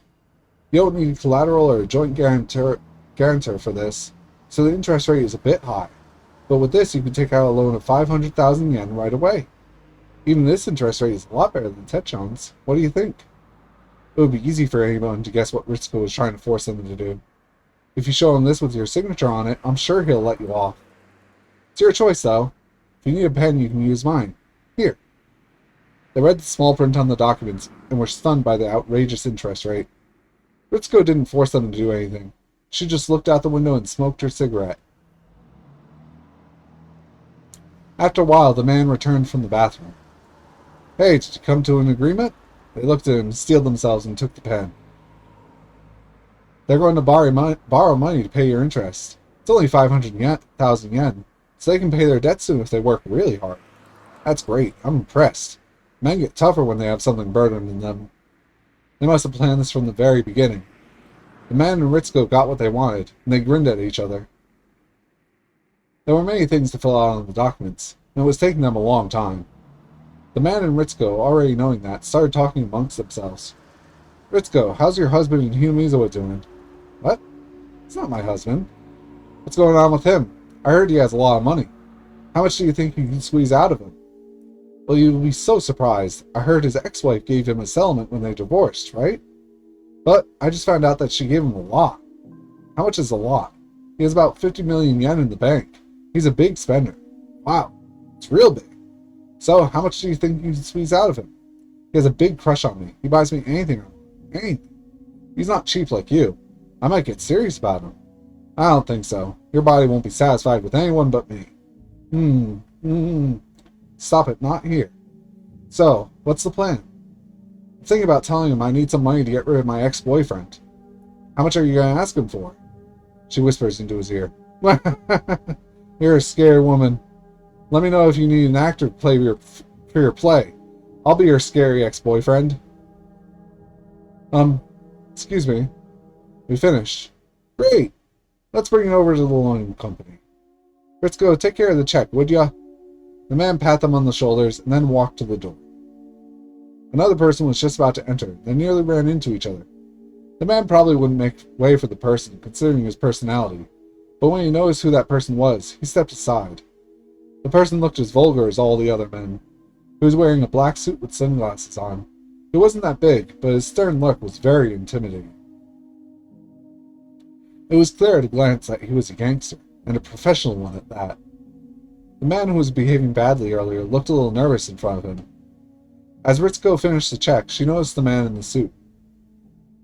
Oh, General Manager? Good morning, sir. The man in the suit said nothing. He just raised his chin as if saying, fuck off. Ritsuko and the others bowed to him and left the shop in a hurry. The proprietor noticed the man in the suit, also greeting him with a bow. Who could he have been? He appeared sedate compared to the other men, but he must be dangerous because he made even them step aside. Everybody in the shop thought the same thing and tried not to look at him. The man in the suit looked around and found the menu on the wall. The proprietor walked up to it hesitantly. Hey, waiter. Yes. It's anything bothering you, sir? Do you have this seasonal dessert? Sweet something or other today? Huh? Oh. No, actually, we aren't running that today, but, well, if you insisted, then we could make it specially for you. If you're not selling it, you're not selling it. I'll come back some other day. Hey, Kasai, he said he'd make it for you. Take his offer. We came all the way here. The girl seemed to be the only one who couldn't read the heavy atmosphere in the shop. She came in laughing cheerfully. It was Miya and Sonozaki's twin sister, Shion. Shion pushed Kasai into the store while he hesitated. She looked at a girl who was sitting down and stopped in her tracks. Huh? Oh, it's you! Hello! Renaissance! How are you doing? Eh? Oh, Shi-chan? I'm surprised to see you here. Huh? Are you here by yourself? You waiting for someone? Is it my sis? Or maybe, could it be Kei-chan? Ah, Shi-chan. Who is this? Are you talking about Kasai here? He's like my bodyguard. He'll protect me when my life is in danger, won't you? I'll give my life for your sake, if that's what you want. Wow. Kasai, if you were 20 years younger, I might have fallen for you. He looks scary, but he's a very funny guy. This is Rena Ryugu-san. She's Sis's friend. My name is Kasai. Nice to meet you. Kasai-san, do you know the people who just walked past you? Kasai nodded, indicating that he was familiar with them. Who are they? I've never seen them before. The man is Teppei Hojo, a skunk of a human being. Shion seemed to know who he was once she heard the name Hojo. And the woman? Rina Mamiya. I believe that's her business name. Her real name is Ritsuko Mamiya, I think. She's a hostess at Flower Road. Kasai-san, do you know what he is to her? They look like a couple to me. Hojo is Rina's pimp. They're very, very bad people, so you should never get involved with them. How bad are they? Rena pressed them for the answer, and Kasai seemed to back down a little from that pressure. It's more courteous to stay out of a woman's private affairs. How bad are they? Please don't ask. How bad are they? Rena kept asking the same question until she got an answer.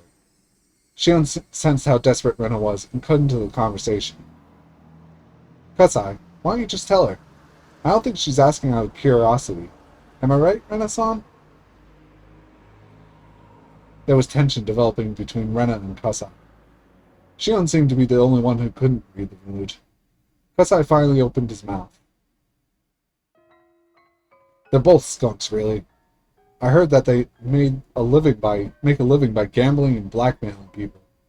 I have also heard that they set up badger games. What's a badger game? Well, a badger game is like a marriage fraud.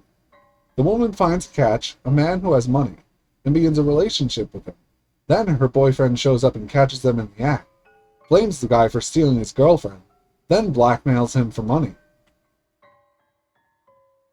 First, the woman makes him buy expensive stuff for her, and then she and her boyfriend take all of his money. There's a rumor that she got herself a big catch recently. Wow. Whoever that is, I'm sorry for him. Well, the guy had some fun with her too. I guess he gets what he deserves. That's a little harsh, Shion-san. A man sometimes falls for a woman very easily.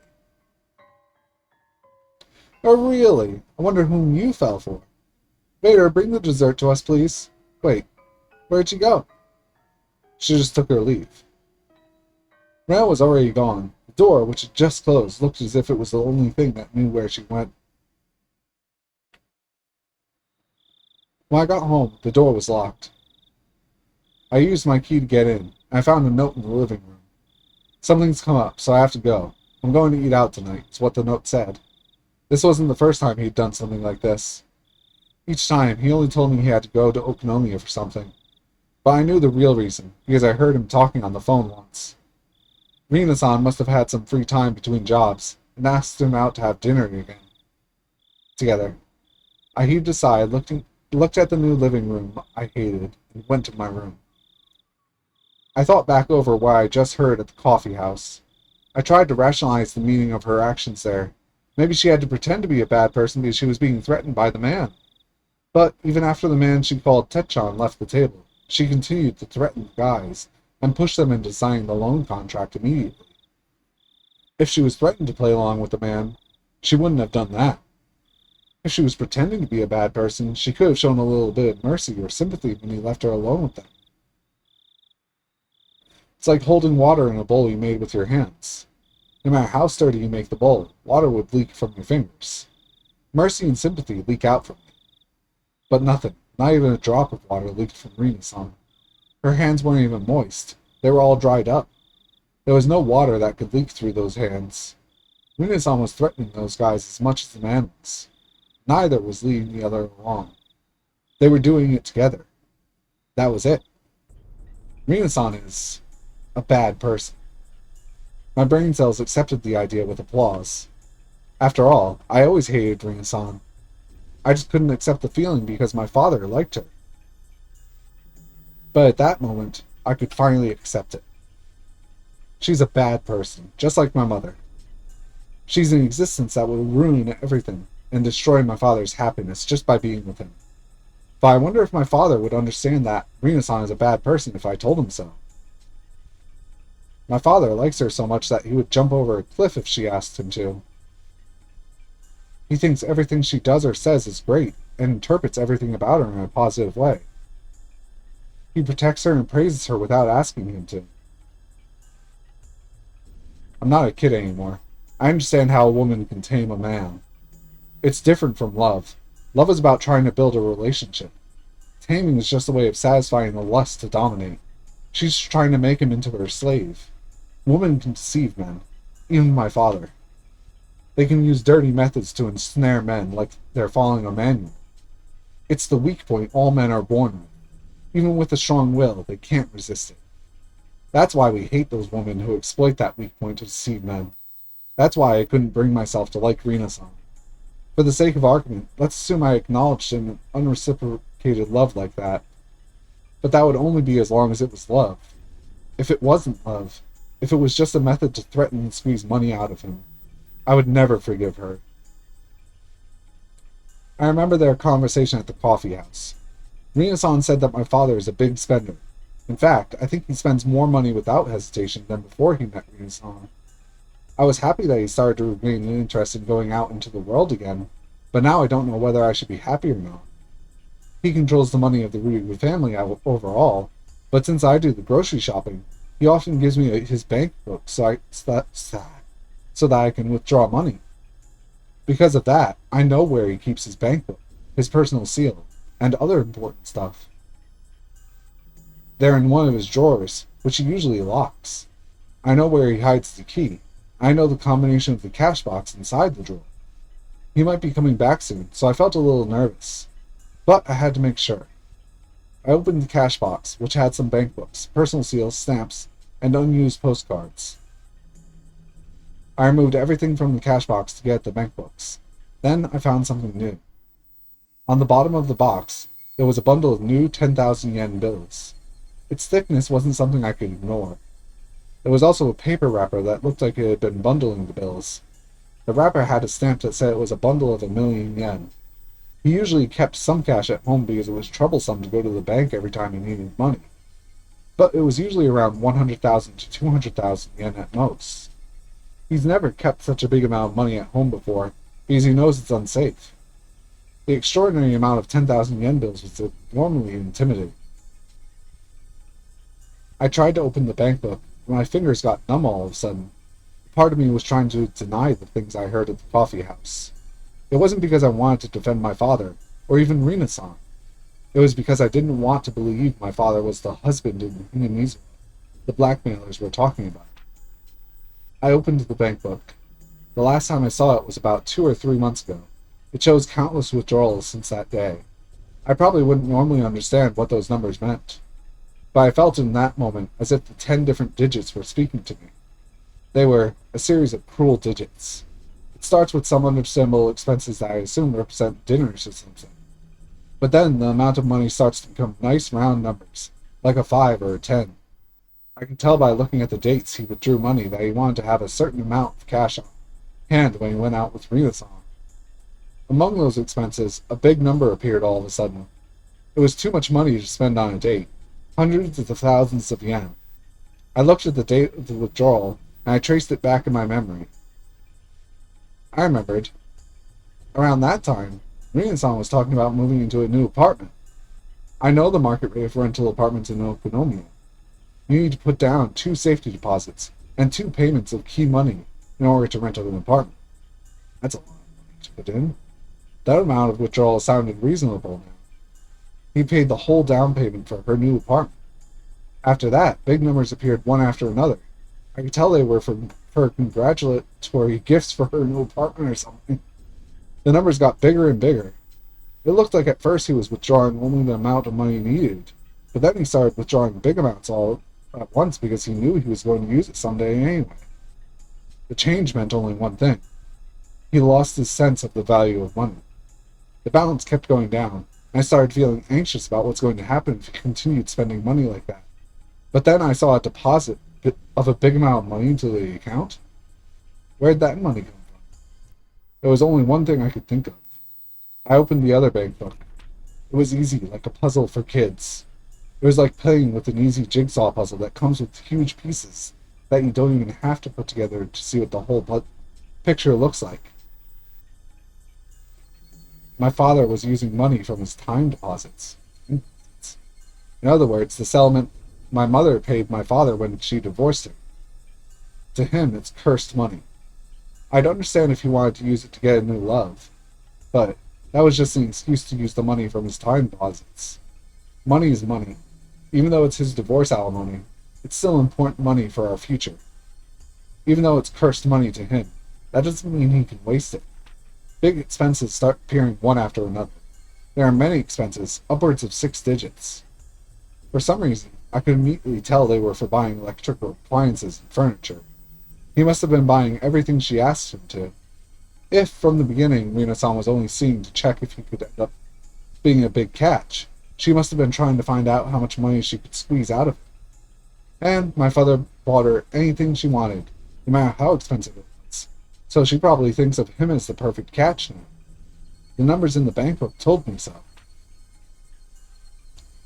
The simple numbers and dates on the bank book had started talking to me. Around the time he started withdrawing big amounts of money, Rina-san started coming to the house more often. She also started spending the money. To Rina-san, my father was at first just a guy who spends big money. But around that time, she landed her big catch. My father used to refer to her as my friend in Okonomiya at first, but he started referring to her as Rina-san. This is partially his fault, but he was betrayed by his beloved wife, and he was feeling hurt and down for a long time. It's also partially my fault. That's why I didn't want to blame him. And he's not that good looking either. There's no way he's immune to women. He must have not been able to resist an attractive lady who aggressively approached him when he was feeling down. He's crazy about Rina-san, and he can see nothing other than her. I can't blame him, because Rina-san trained him to be that way. I put the bank books and the other things back into the cash box. This cash box is just like my father's heart.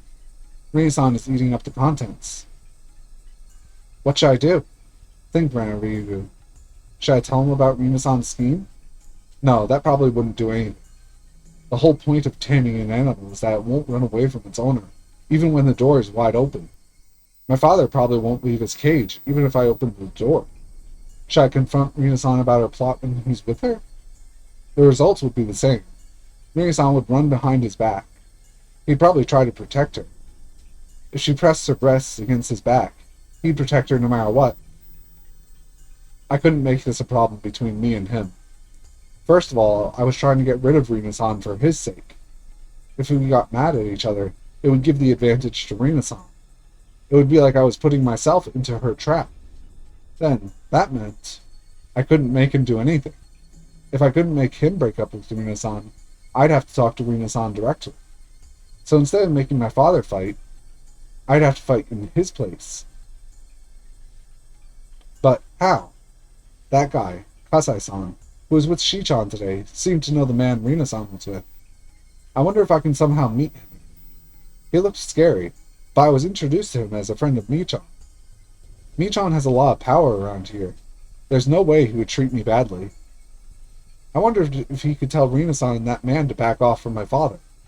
That'd help me a lot. But I didn't know how I could meet him again. I could ask Michan for help, but I don't want her to know about my situation. This is a problem of the Ryugu family. This is nobody's business but mine. Yes, this is a battle that I'd have to fight alone. I regretted my parents' divorce. I wept about the tragedy I could have prevented if I had tried. I wasn't going to weep this time. I wasn't going to let the chance slip away. This time, I would fight for my happiness. That ends that chapter, probably.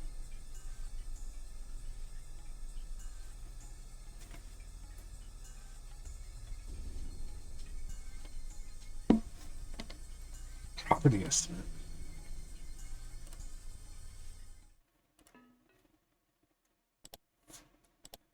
Dear Ritsuko Mamiya-sama, Executive Housing Corporation, attached estimate. We thank you for your past visits and inquiries to our office. We've included the estimate for the property unit you inquired about. Is it her home? Palace of Versailles, room 707.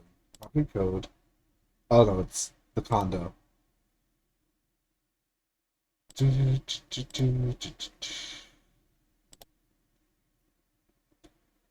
50 million. Oof. You get in their gym included. Thank you for your interest. The area around Koro Station is prime real estate for luxury condos. Along with future planned developments, the real estate values in and around the Koro Station are expected to rise, and this property is not an exception.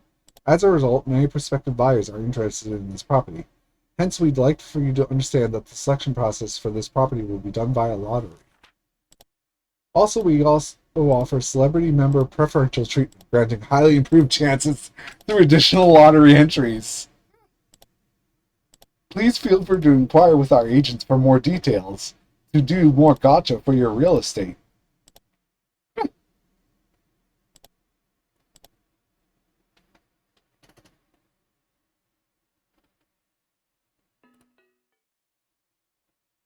Alright, let's continue a bit more.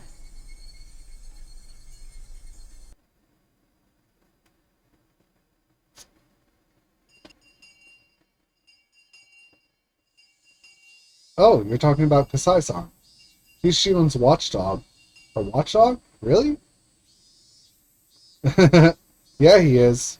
Shion tends to do crazy things, so she needs to have someone watch her all the time. I think you're as crazy as Shion. Keiichi-kun cut into the conversation. They ended up making a lot of noise, teasing each other like they always do. Mion made it sound like that man, Kasai-san, is some sort of territory boss in Okonomiya. It wouldn't be easy for me to meet him in person, but because he's Shichan's watchdog, I might be able to find a way. The problem, though, is that I don't have any connection to Shichan either. We hang around every once in a while whenever she comes to Hinamizo, but I've never called or visited her. I have no idea how we can meet. Even if I could meet Kasai-san, there's no guarantee that he'd help me.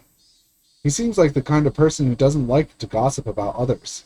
He told me about Rina-san at the coffee house only because Shichan pushed him to. Plus, the situation could grow worse very quickly while I waited for the chance to meet him, so any help he might offer could come too late. I remember Kasai-san told me that, as her next step, Rina-san usually uses her partner to threaten their catch. That would signify the end of her performance. They were going to take all of my father's money. I wasn't feeling a sense of crisis yet, but that time might be coming very soon.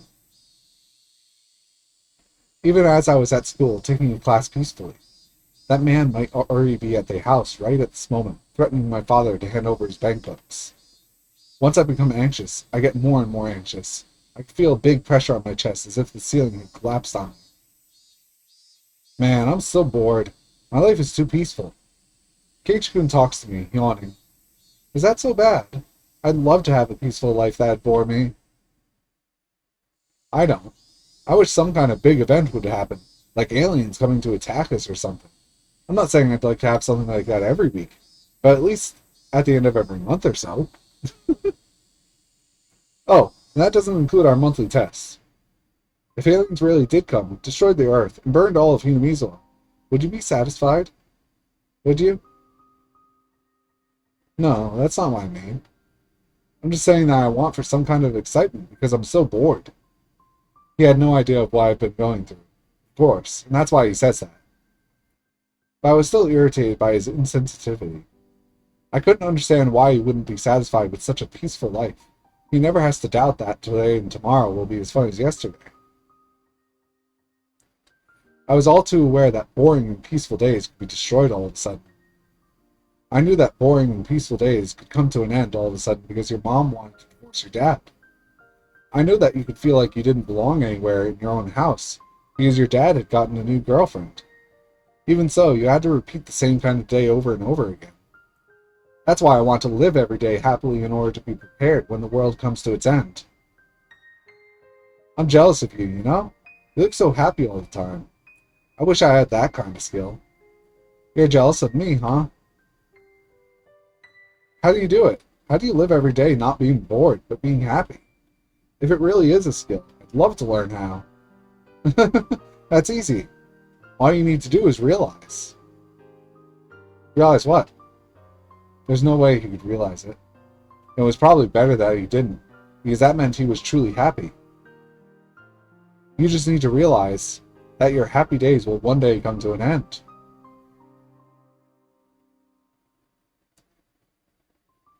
Now what? Should just go home, or? The three of us walked home from school like we always did. Michan said goodbye to us at the corner of the street, where she took her separate way home. She walked away, waving, but I chased after her. Michan! What? Michan appeared, apparently thought she dropped something, and looked around to see what he dropped. I almost forgot to tell you. I saw Shichan and Kasai-san yesterday at a coffee house. I picked up something that Kasai-san dropped while he was there. Of course, he hadn't dropped anything. I was lying. If I could meet him, I'd just show him whatever. Tell him I thought it was his, and apologize for my mistake. Oh, well, thank you then. I'll send it over to him in that case. I'd like to give it back to him in person. Michan looked surprised. I couldn't blame her. I'd met him only once. It's weird to want to give something back in person to someone you barely know. Well, that's alright, but why? How? He had this cute beard and these cute sunglasses. I'm so crazy about cute things. Oh. Could I fudge my true intentions with my cute mode? I tried it anyway. Michan usually takes words at their face value, and indeed she seemed to buy it. Please don't pull out his beard and take it home with you. So, do you think I can meet him? Well, I have no idea if he's busy or not. I'll ask him when he's coming to Hinamizawa next. I needed to know when as soon as possible. Of course, I wasn't going to say I wanted to meet him today, but at least tomorrow or the day after tomorrow. What are you guys doing? Hmm? It seems like Rena found a new love. No. How? Really? How interesting. I want to hear about it, too. I didn't want her to leave it up in the air, so I told her I think I should give it back to him as soon as possible. I'm sure he's looking for it, too.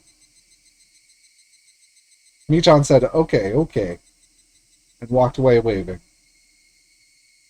I hadn't yet thought about how I was going to ask for help when I would meet him. He seems to be in a higher position than Rina-san and her partner.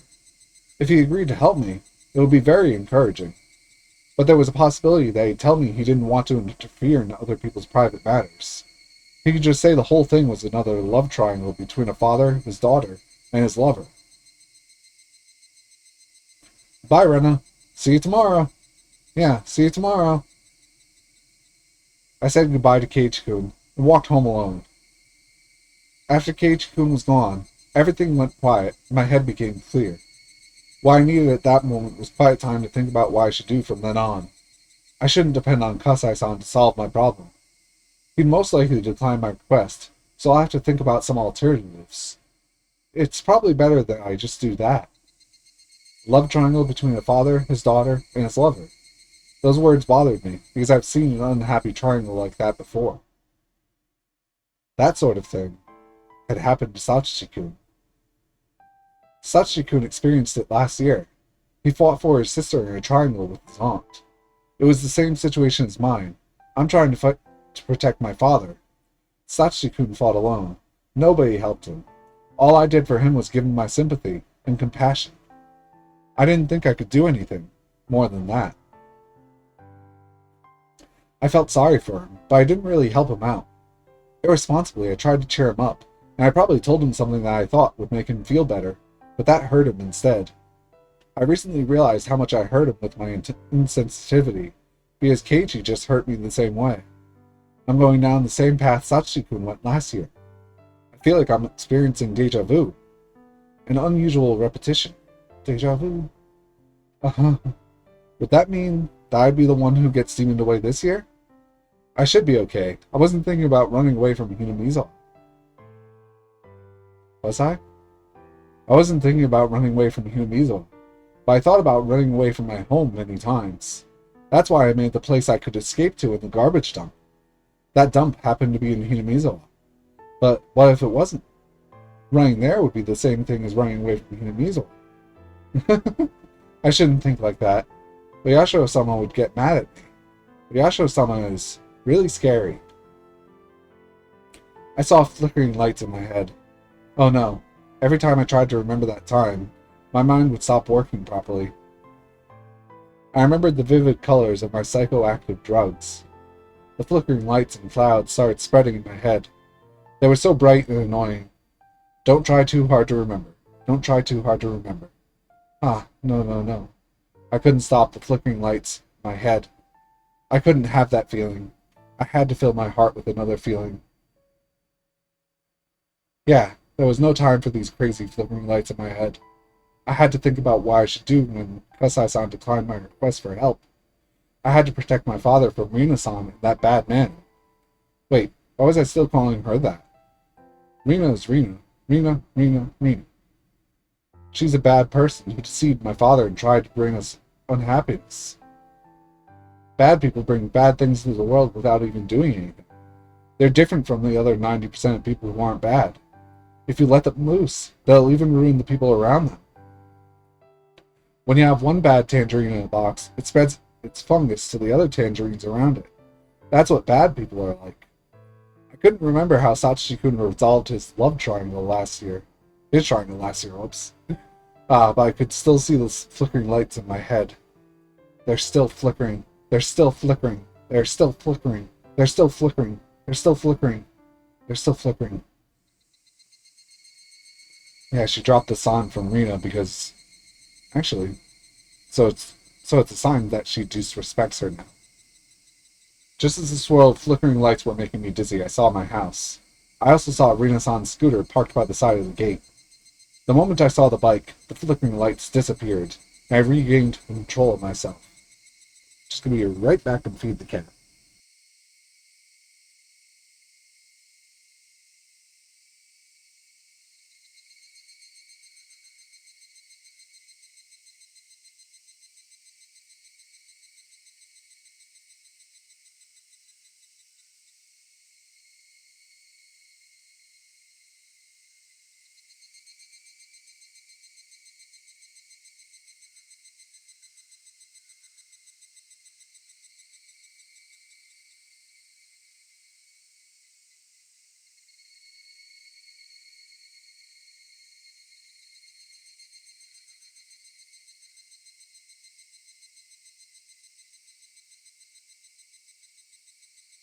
Right, hungry kitty fed.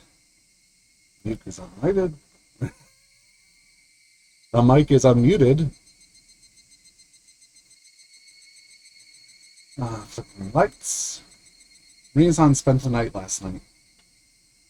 She told me she had to work today in the evening, so she should be leaving soon. But I didn't want to be around her even for the little while until she left. I said, "I'm home," real loud, rushed into the house, pretending that my friends were waiting outside, and rushed out of the house. But Rina-san stopped me. "Hey, Rina-chan, you're home." "Ah, hello." This was the first time I thought Rina-san's smile was ugly. It only stood to reason.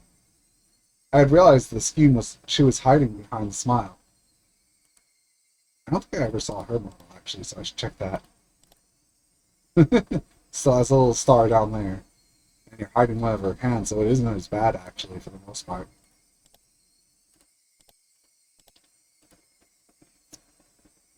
Your father and I went to Gogoro for lunch today. There's a restaurant there that makes delicious Indian curry. My father poked his head out of the living room, and he says, "I want to go there again next time we go. I really liked that curry."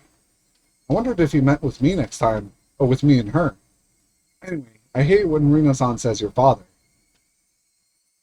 We bought you some we brought you some curry home from the restaurant. Try it later. It's very good. Have you heard of that restaurant, Rina-san?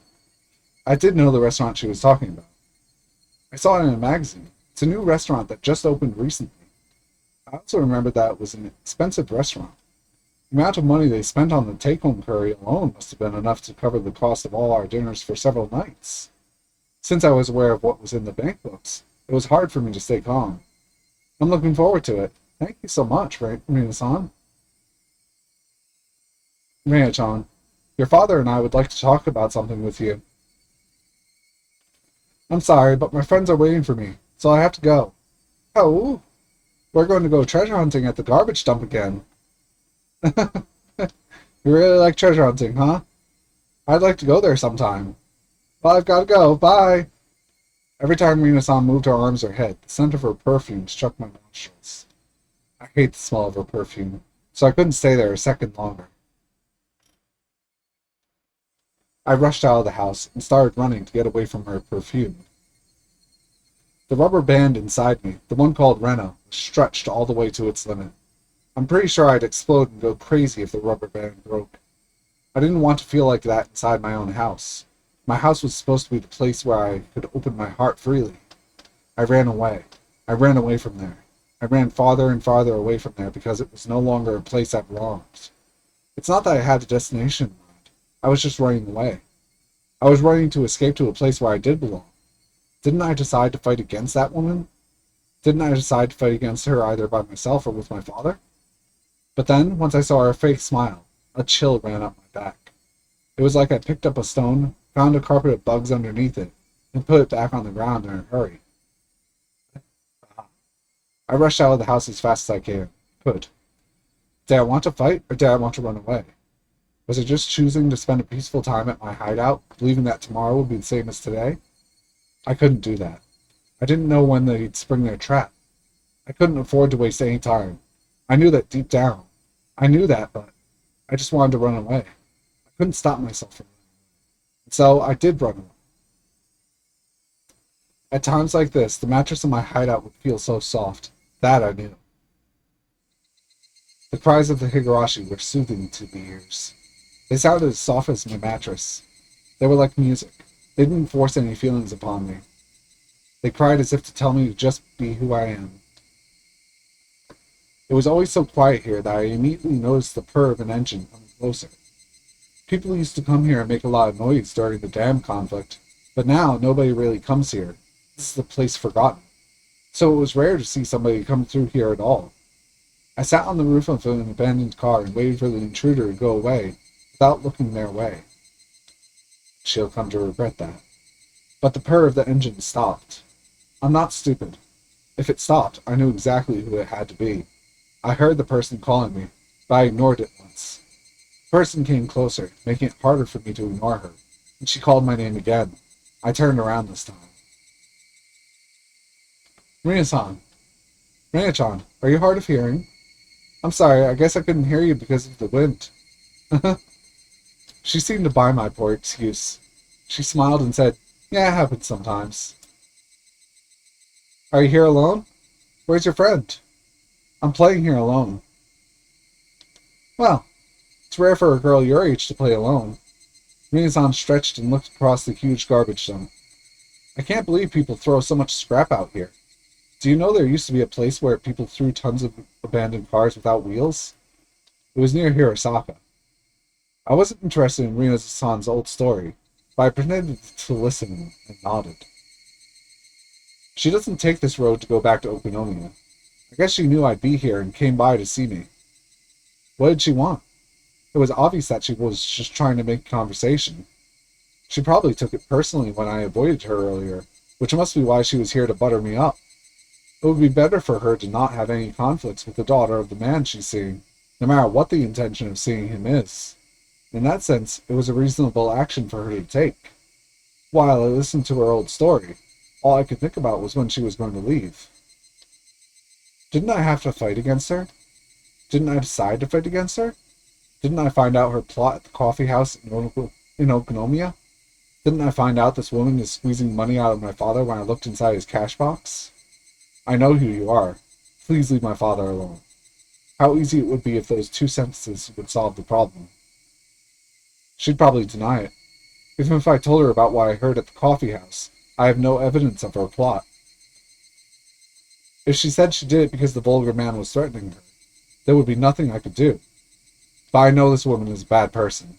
I know something horrible will happen in the near future if I waste time like this. A strange, tense feeling started coming over me, but I didn't know how to let it out. As the feeling started running high, I became unable to stand the smell of her perfume. I wanted to put a certain distance between me and her, so I climbed down the slope of the scrap heap. I kept going down and down the slopes of the garbage dump. When I turned around, I saw her coming down as well, muttering. Was she following me? In order to run away from her, I started running down the slope all the way to the bottom, went around behind some trash piles, and arrived at the front of my hideout. My escape was meaningless. Not only was she going to catch up with me eventually, all I did was let her know the way to my hideout that nobody is supposed to know about. I wanted to make sure she never saw my precious hideout. I was about to leave, but then she appeared. Wow, this is cool. It's like a secret base. This is my secret hideout. Nobody comes here and nobody can hear us. I felt strange hearing myself say that. So, this is your secret hideout, huh? I'm honored to be invited here. She must have thought I told her my secret because she was worth sharing it with. She looked happy.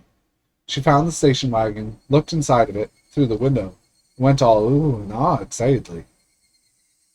This is a secret place that nobody else knows. I felt like my consciousness was separating from my body, like I was floating. But it didn't feel good, like when I drank amazake. It was more like being carsick. I felt like I was going to throw up. My brain was probably secreting some chemical in order to avoid facing the reality I'd have to stay with this woman. I couldn't run away from her. But, even if my brain tried to avoid recognizing it, the reality in front of me wouldn't change. Reina-chan. Yes? What's wrong? Are you feeling okay? Yes, I'm fine.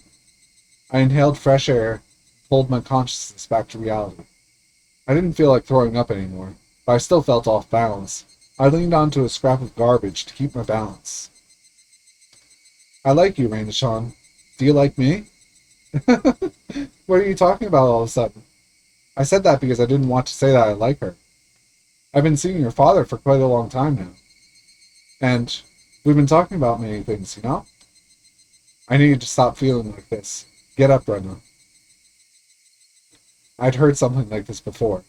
A part of me was trying to understand what this woman was trying to say, but another part of me was trying not to. I felt as if her words were bouncing around in my head, and I started having a headache.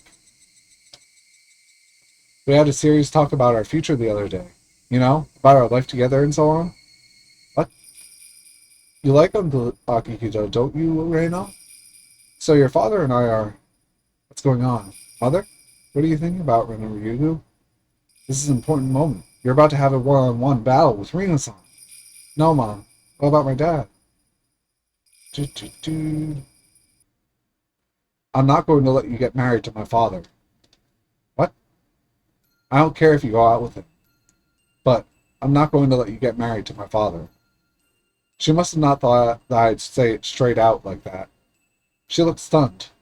After a while, she broke the silence with her laughter.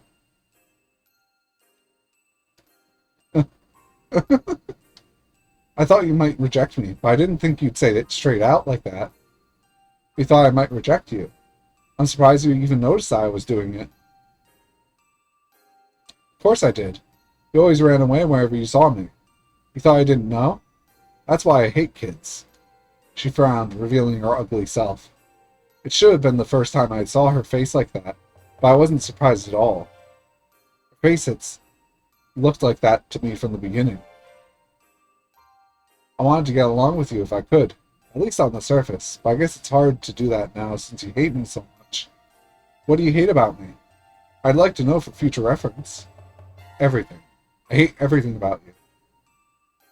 I hate your smell, too. One vicious word came out from my mouth after another. I didn't have wings, but I felt as if I was flying up to the sky. I felt weird and uncomfortable, but also exhilarated. I felt as if I was letting another me use my body. I was in the middle of a disastrous battlefield, but I felt like it wasn't even my business. That's just fine with me, because I hate you too. I guess we're even. You little fucking brat. Better shut your fucking mouth or I'll make you. Never come to my house again. I'll never let you get married to my father. I don't need your permission, you know? Well, why don't you try and stop your father from remarrying? Let's see what happens. I think you're wasting your time, though. She didn't look intimidated by me at all. That made me feel a little intimidated in return. Why was she so confident of her absolute control over my father? She had to have more than confidence to be able to act as fearless as this. She must have something tangible. Before I asked her what it was, she told me herself. I'm pregnant. You're lying. I'm not lying. It's true. It's a lie. It's a lie. It's a lie. It's a big lie. She has to divorce because she got pregnant. She has to get married because she got pregnant. That's a lie. That's a big lie. I'm a Christian, so I can't get an abortion. He'll just have to accept it. Plus, we had sex with marriage in mind. He made me pregnant. If he changes his mind and takes no responsibility, it's going to be a big mess, you know? That was your plan, wasn't it? I overheard it. I heard the conversation you had with that man Tetchan at the coffee house. I know you started seeing my father for his money. I know you call him your husband, Hinamiza. I know he's just a big catch for you. I know everything because I heard it from Kusai-san. I know you do Badger games too. Oh, you knew. Well. Before I knew it, Rena was standing right in front of me. We glared at each other with our faces almost touching. So? Reina-chan, you know everything. What are you thinking you're going to do? Don't come near my father ever again. What if I refuse? You wanted to talk to me at your secret hideout, right? I kind of knew what you wanted to talk to me about. You brought me to your secret hideout, where nobody knows and nobody can hear us, right? Yeah, you're right. Nobody knows about this place, and nobody can hear us here. Nobody comes here because it's a place forgotten. Our faces were so close to each other that our noses could almost touch. I knew what I was talking about, but I didn't know what would happen next. I couldn't back down now that I had come to this point, but I didn't know what to do. I didn't know what I should do. Come on, let's not do this. Let's be friends again. Rena started laughing and slapped me on the back. My expression didn't change. I kept staring at Rena. But I didn't notice her real intention of putting both of her arms around my neck. The tension broke, already stretched thin, and Rena squeezed my neck hard. I was openly hostile, but I didn't realize Rena's evil intentions until she started choking me. Wait. Started slapping me. Oh, both for her. You little brat. So close to getting millions of yen. If you at least pretended to get along with me, I would have given you a good allowance. But you just can't keep your fucking mouth shut, can you? You got some fucking nerve. A brat like you should just die. I tried to pry her hands off my neck, but I didn't have the strength to do so. I didn't want to kill you, but I'll probably never get as big a catch as your father again. So I don't mind killing you for millions of yen. I was going to disappear after I got that money anyway. This is what you get for talking back to me. The world around me got darker and darker. I had never known an evil intention like this, namely the intention to kill me. It didn't scare me, though. That's because being scared is a feeling that people use to express how they feel when they see wildfire on the other side of a river. People on the island with the wildfire, with their deaths right in front of them, they don't get scared. If I loosened my grip on her hands even a little bit, she'd crush my throat. This was a simple competition to see who was stronger. Rena wanted to get into the most advantageous position, so she tried to push me down to the ground so that she could mount me. If I let her do that, I wouldn't stand a chance. I tried to keep my current position, but I was losing a lot of energy by being choked. It was only a matter of time before Rena could push me down. I lost my balance on purpose. I tried to fall backwards and to put her off balance. I couldn't hold my breath long enough to keep up that strength competition, so I had no choice but to take that chance. We fell on the ground, tangled together. But as Rena was strongly determined to kill me, she didn't even take her hands away from my neck after she fell. However, my action made Rena loosen her grip on my throat. It wasn't loose enough for me to break free from her grip, but it gave me a few moments to use my hands for something other than stopping her from crushing my throat. If I hadn't taken the chance, I would have been done for. That's why I tried to literally seize my chance. I moved both my hands on the ground to seize that chance. I felt a piece of broken glass on my right hand. That was truly my chance to literally save myself from the brink of death. I cut Rena's wrist deep with a piece of glass. Gah! Rena tried to endure the pain for a few seconds, but pain that severe from someone so cornered soon broke her will. She let go of my throat to cling to her bloody wrist. I used that moment to roll away from her. Fucking hurts, she screamed, both in pain and also to try and intimidate me again. It didn't work anymore, though. Intimidation only works on the opponent when the opponent is hesitant to fight. When you're already in a fight, screaming like that means nothing more than letting the opponent know how badly you're hurt. I no longer had any hesitation. I had learned from Rena. She taught me what I have to do in a situation like this. That's right, this is my secret hideout. I know every single piece of junk in here. Maybe I knew that a day like this was coming. Was it just a coincidence that it was there? I had pulled out a meter-long lead pipe, not at all surprised to see it there. I raised it up high and brought it back down. There was no way Rena could block this hard and heavy lead pipe with just her arms. She probably tried to block it with the palms of her hands in order to take it from me, but her long nails wouldn't let that happen. Unable to catch it the way she wanted, she broke her fingers and some of her nails came off too. Yeah! Her scream made me realize that I had the advantage. An advantage I would have to keep. If I didn't, she'd turn the tables just like I did, and then she'd choke me to death for sure. Yeah, yeah. Stop! Stop it! Wait! Maria shielded her head with her arms, but it didn't help. All that would change is that I'd break her arms before I broke her face. I'm serious. Stop it right now.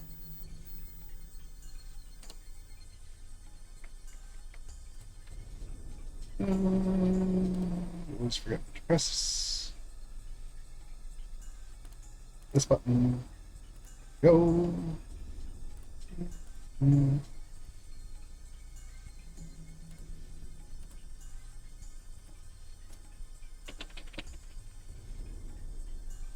Go. Close and bye. Yeah. Yeah. I'm serious, too. Die, die, die. You should die. Yeah, that's right. I should have done this a long time ago. I didn't need proof. I didn't have to talk to anybody.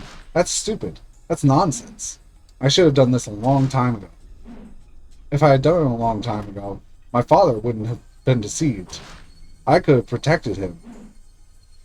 I could have protected my family. I could have protected my life. I could have been myself. My mother wouldn't have divorced my father.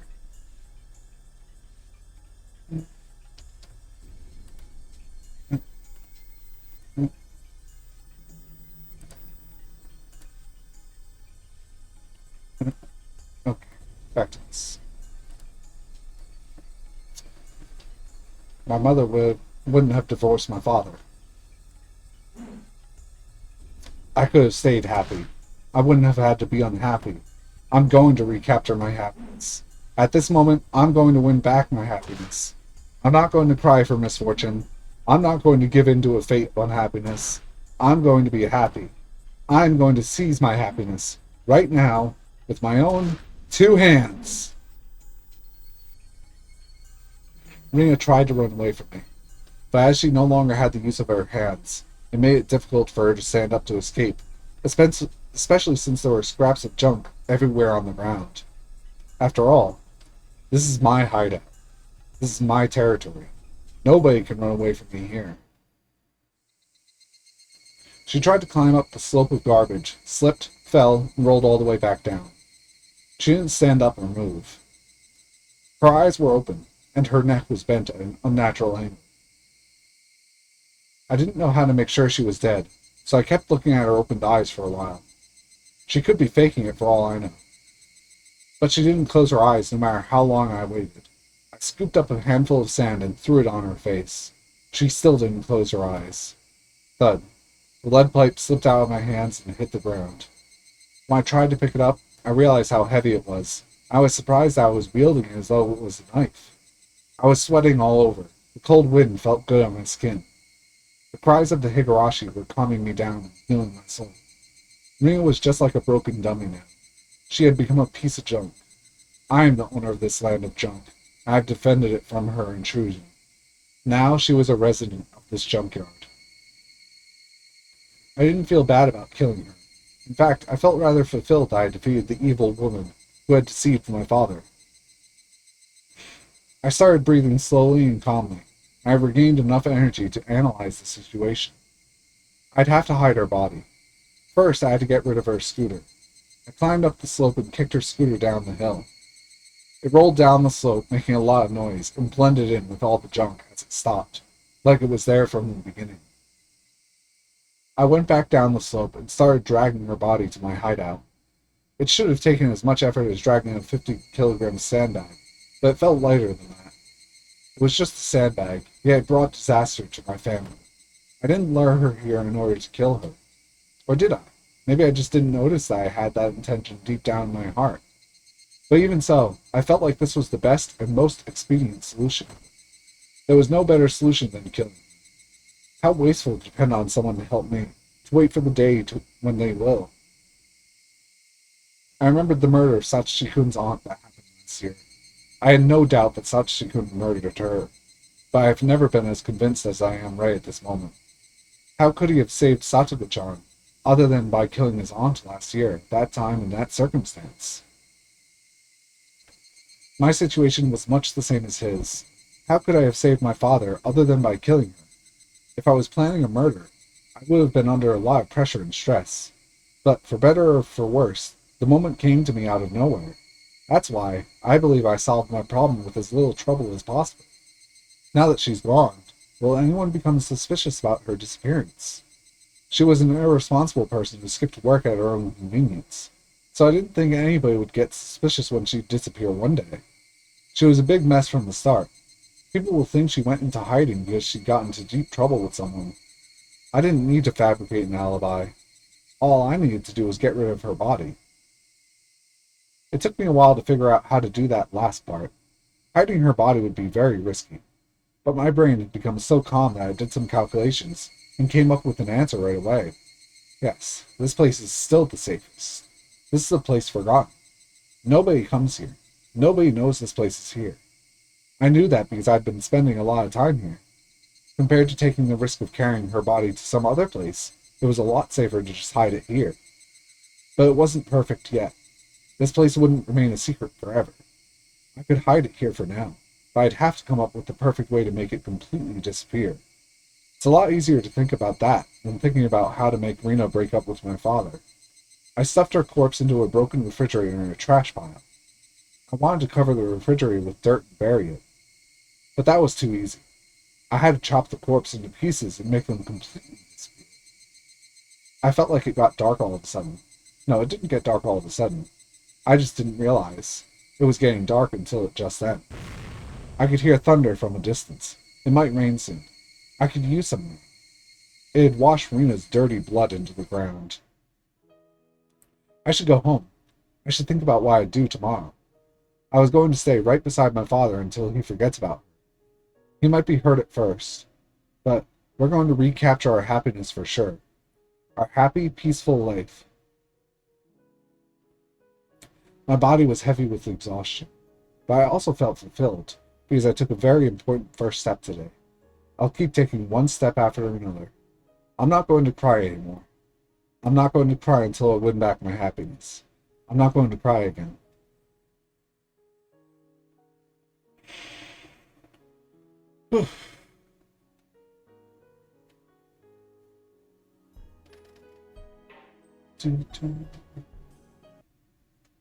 Oh, you don't need to get remarried.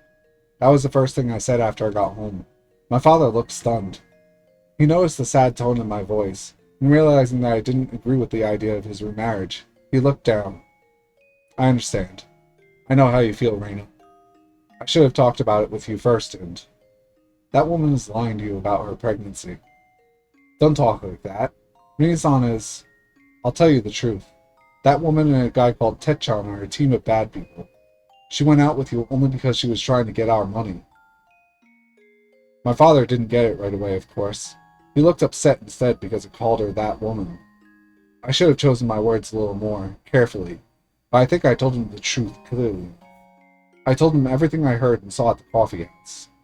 As I expected, he defended Rena and I was upset, but at the same time it made me certain that there was no other way than to kill her. I felt the pressure on my shoulders lessen for some reason. My father thought he needed my approval for his remarriage, so he held back his anger and put a fake smile on his face instead. Hey, Rena, let's sit down with a cup of tea and talk. I'm sure you'll understand once you hear me out. A tamed animal is still tamed, even after the owner is dead. That's okay. I'll open the gate anyway. Even a tamed animal will notice one day that he's no longer in captivity. That's not something that I could teach him. He had to realize it on his own. I couldn't stand his fake smiling, so I left the living room. Time healed the pain from the divorce. Time heals any kind of pain, just like how dripping water will eventually bore holes through solid rock. I did what I could do. Now I'd have to wait. But the day I was going to wait for came earlier than I expected. At midnight of the following day, we had a visitor. It was that Tetchan man, Teppei Hojo. Teppei didn't even knock on the door to get in. He broke into the house by smashing the window. At first, I thought he came here to ask us about Rina's whereabouts, but I was wrong. The real reason why Tepe came here was because it was their plan. It was the last stage of their Badger game. Rina was probably supposed to be in bed with my father at that time tonight. Tepe must have wanted to show up and catch them sleeping together. Tepe looked around the house, but he couldn't find Rina. He didn't change the plan, though. He grabbed my father by his collar and started yelling threats. He showed my father a certificate of marriage to Rina and shouted at him, saying, "You got my wife pregnant. How are you going to take responsibility?" My father had no idea she was married. He looked shocked. My father is a short guy who is faint of heart. He just let Tepe do and say whatever he wanted from beginning to end. I looked at them from a distance coldly. The more Tepe yelled and threatened my father, the faster he'd wake up from his bad dream. This was a medicine for him. Tepe was cutting out the cancer that I was going to depend on time to do, and he was doing a great job of it. I waited to help my father until I was sure that he had finally awakened from his bad dream. I told Tepe that I had something very important to tell him, and took him outside. "So, what do you want?" I don't think I ever saw his model from Chapter 3, but I might be mistaken. Okay, I definitely saw it. They hit his hands. "Has Rina-san come back to Okonomiya since yesterday?" As a matter of fact, she's hiding somewhere." "What? I don't get it. Rina-san told me to take you to her when you came to my house." "Huh? The fuck is Ritsuko thinking?" Tepe followed me without hesitation. We walked in the dark with a flashlight, to the place where nobody comes, and nobody can hear us. The place forgot. He asked me many things on the way, but I couldn't answer any of them. I just told him to ask Rina. The way I said it seemed to make him think that Rina was going to betray him and get married to my father for real. Even though he was breathing heavily in a rage, he walked right behind me without any suspicions. I knew this day was going to come very soon, so I was well prepared for it. We reached the place where I originally planned to bring him, and I turned off the flashlight all of a sudden. "Oh, what's going on?" Everyone gets nervous when the only light in the dark goes off. But this is my territory. I didn't need any light. I could feel my surroundings even better with my eyes closed. I grabbed the big hatchet I'd hidden in a bush and lifted it up high. "I'm sorry. I guess the battery went out. Hold on a second." "Okay, hurry it up." I purposely sounded weak and helpless while I raised the hatchet into the air. "Oh, I got a lighter. I'll just fire this baby up." Tepe found a lighter in his pocket and lit it up. He probably couldn't understand the sight illuminated by that small light. He saw a girl lifting up a big hatchet right in front of him. Tepe's eyes went wide. He didn't understand what was going on, but he understood that his life was in danger. Yet, he must not have been able to think fast enough to deal with it, even though he understood what he should do. Even if he could think fast enough and blocked his head with his arms, it wouldn't have meant anything. I knew Tepe would come to my house eventually. That's why I prepared for that day. I just didn't think that preparation was going to bear fruit tonight. I chose my weapon very carefully. I planned when, where, and how I was going to attack him. And so, there can only be one result. There can only be one answer. One truth. The hatchet cut deeply into his forehead. I felt an indescribable vibration through the hatchet when it hit him, and this told me that I broke his skull. He bragged about how good he was at fighting at the coffee house, but he sure went down quickly when faced with a murderous weapon. He was done in by a single blow. Tepe slowly fell to his side with the hatchet in his forehead. He looked like a victim in a B movie. I killed this big guy with just one hatchet. He was probably quite experienced in the world of violence, but I was better than him when it came to killing. Why? Because I've killed someone before. It's all done now. The bad people who deceived my father and tried to rob him blind are all gone. I did what I had to do in order to protect my life. If I had this much courage and determination when my mom told me about the divorce, I might have killed Akihito. If I did, I would have taken the life of only one. Because I couldn't do it back then, I've had to kill 2 people in the last 2 days. Rena, let's finish it up. There's already a place to hide his body. I took care of everything. My hands were wet, so I showed him the flashlight at them. I thought it was blood, but it was just sweat. Even so, I still felt uncomfortable in showing the flashlight at my hand several times. I did all this in order to be happy. I did all this, so I should be happy now. I tried so hard that I got blood on my hands. I wanted to get credit for that from him. Oyashiro-sama, let me ask you a question. I can finally rewind the time back to the day everything started to go wrong, can I? I'm going to stay in Hinamizawa. I'm going to live happily with my father forever.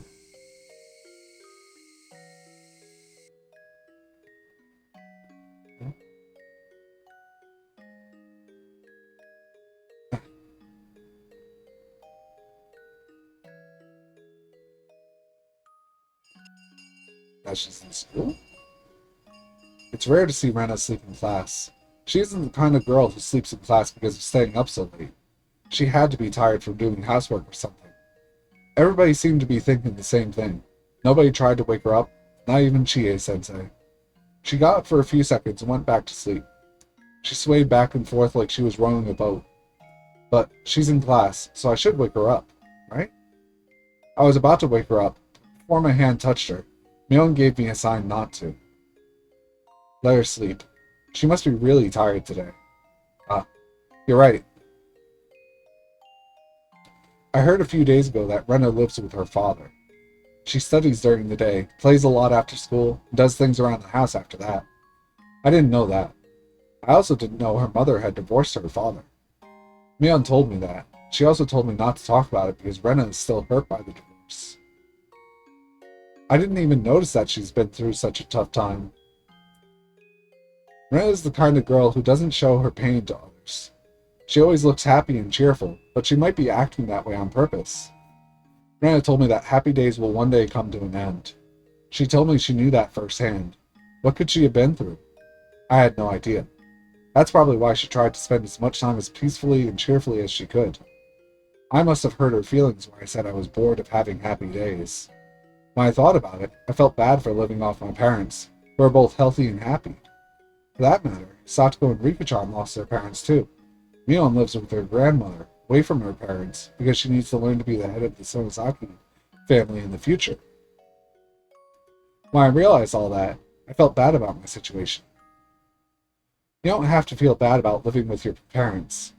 Mion seemed to have read my mind. She said it with a cool expression on her face.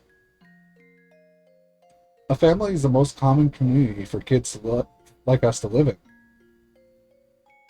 But it's not the only community we have. You mean friends? You're right. Do you think we're as good as family to Rena? Rena does cleaning, laundry, cooking, and shopping, so she must be tired every day. She could spend her afternoon taking naps. But she doesn't do that. She spends her afternoons playing with us. That means, how should I put it? That means we're her best friends. So you're saying we're friends with as much value as family to her? Mion looked stunned, as if she didn't understand what I was talking about. Ah, I didn't know what friends meant for you until today. But I believe friends are just as important and valuable as family. It's actually very easy to understand. Rika-chan joined our conversation. The important thing is to have people around whom you can feel comfortable. Sometimes you call them family, or sometimes you call them friends. It's just a matter of the word you use. Are friends the same as family to you, Rika-chan? Yes, they are. I believe they are to Satoko, me, and Rena too. I guess that's why we always try to stay together. Do you ever feel lonely when you're with your friends? They're my family, so I'm not lonely. Mion nodded in agreement. Satoko was talking with her other classmates, but I'm sure she would nod as well. Rena would too. I'm a little embarrassed. Why? I've been using the word friends, but I don't think I understood its true meaning until today. Friends are more important and irreplaceable than I thought they were. That's like common sense, so you should take this opportunity to remember that. Yeah, I will. I also recommend that you don't say that again. Kei-chan, you just said something very embarrassing, you know? After all that, Mion still made fun of me. I think I understand a little better why Rena was always so serious about having fun. I want to be her best friend, and I want to do my best to be deserving of her effort. Rena snored. It sounded cute. Chie-sensei let her sleep in class, but she couldn't let her get away with snoring. Class president, wake her up, please. Rena, get up. Wow. Rena was still half asleep and made a strange noise. Everybody in the class laughed. Rena noticed they were laughing at her, woke up right away, and acted like she wasn't sleeping at all. It looked really funny, and I burst into a fit of laughter. Outside the window, the sky was blue, and the clouds were pure white. It was still June, but it looked like the middle of summer. This perfect weather wouldn't last forever. It could get cloudy and rain all of a sudden. That's why we had to play and raise a ruckus while we still had this perfect weather. The cries of the cicadas sound as if they're laughing at us because we still have some classes left. Ah, damn it, I can't wait for school to finish. Keiichi-kun, you look very happy. Did something special happen today? Nothing. Today is today, tomorrow is tomorrow, right? Yeah. I'm just happy that we have perfect weather today. I don't care about the weather tomorrow. I want to enjoy today as much as I can. When the weather changes, I don't want to regret that I didn't. I learned that from Rena. I learned that peaceful days are the happiest days you can have, and that they're irreplaceable. Mion, what are we doing today for club activities? We need something very exciting for the punishment, too. That's the spirit I like, Kei-chan. Because you insist, I'll put you through a living hell. Keiichi-kun, don't provoke her too much. Hey, are you scared, Rena? I know you're better than that. Let's show her our true power again. Remember, we haven't brought an end to our last battle. I grinned at her, and she grinned back. I do remember that. Okay, let's do it then. Rena-san, you certainly got me last time. For that, I must pay you back with interest. This is getting very interesting. It's going to be a blast. I can't wait for school to finish. I couldn't wait either, but that time we spend just talking together is also very precious. Yeah, it would be nice if school ended soon.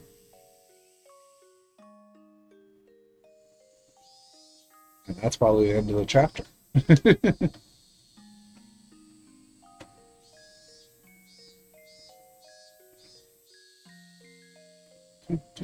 Yep, my very favorite line. Is that going to be Rena being like, find an easy solution to a big problem. Satoko went to join the children playing in the schoolyard. Since I didn't feel like going, I decided to stay at home. Most likely, she wouldn't be back until the evening. When Satoko wasn't around, I had ways of spending time without her. Besides, that was what I wanted to do anyway. I stuck my hand deep inside the pile of winter futons in the closet and pulled one out. Next, I filled a stylish-looking glass with ice.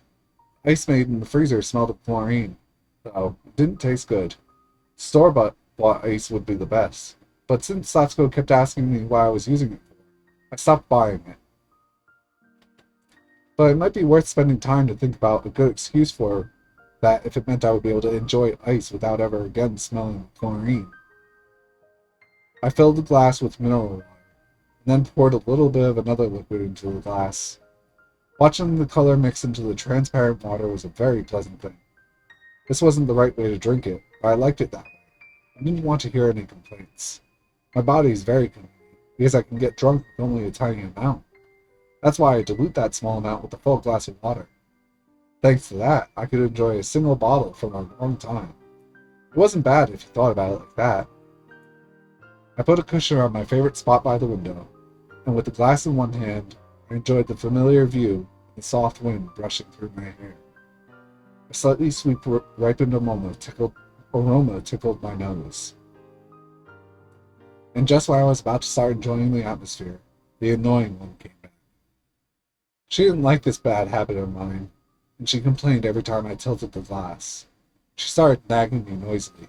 Shut up. Be a little more tolerant. I can drink and eat whatever I want. You can't. Kids aren't supposed to drink alcohol.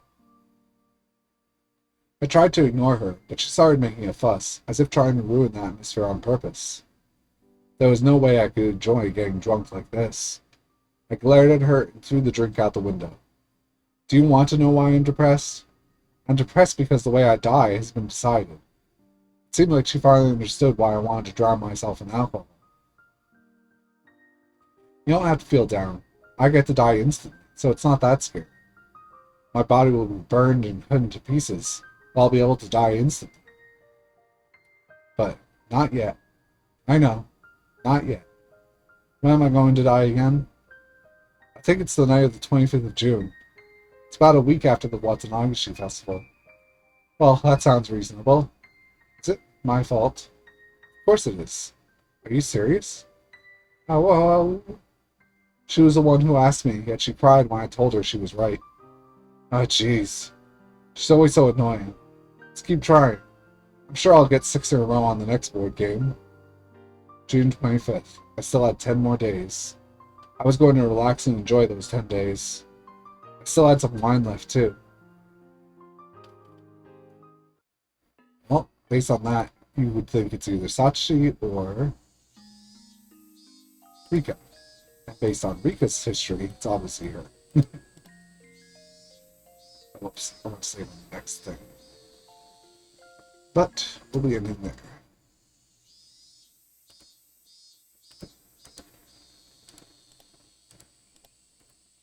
Read an extra chapter for once in a long time. And now my throat's a bit irritated from all the reading, so we're going to stop here. And Tuesday night will be Dredge. And Thursday, obviously, will be Hollow Cure. So, I will see you Tuesday at 7:30 EST. Have a good rest of your day. Bye-bye.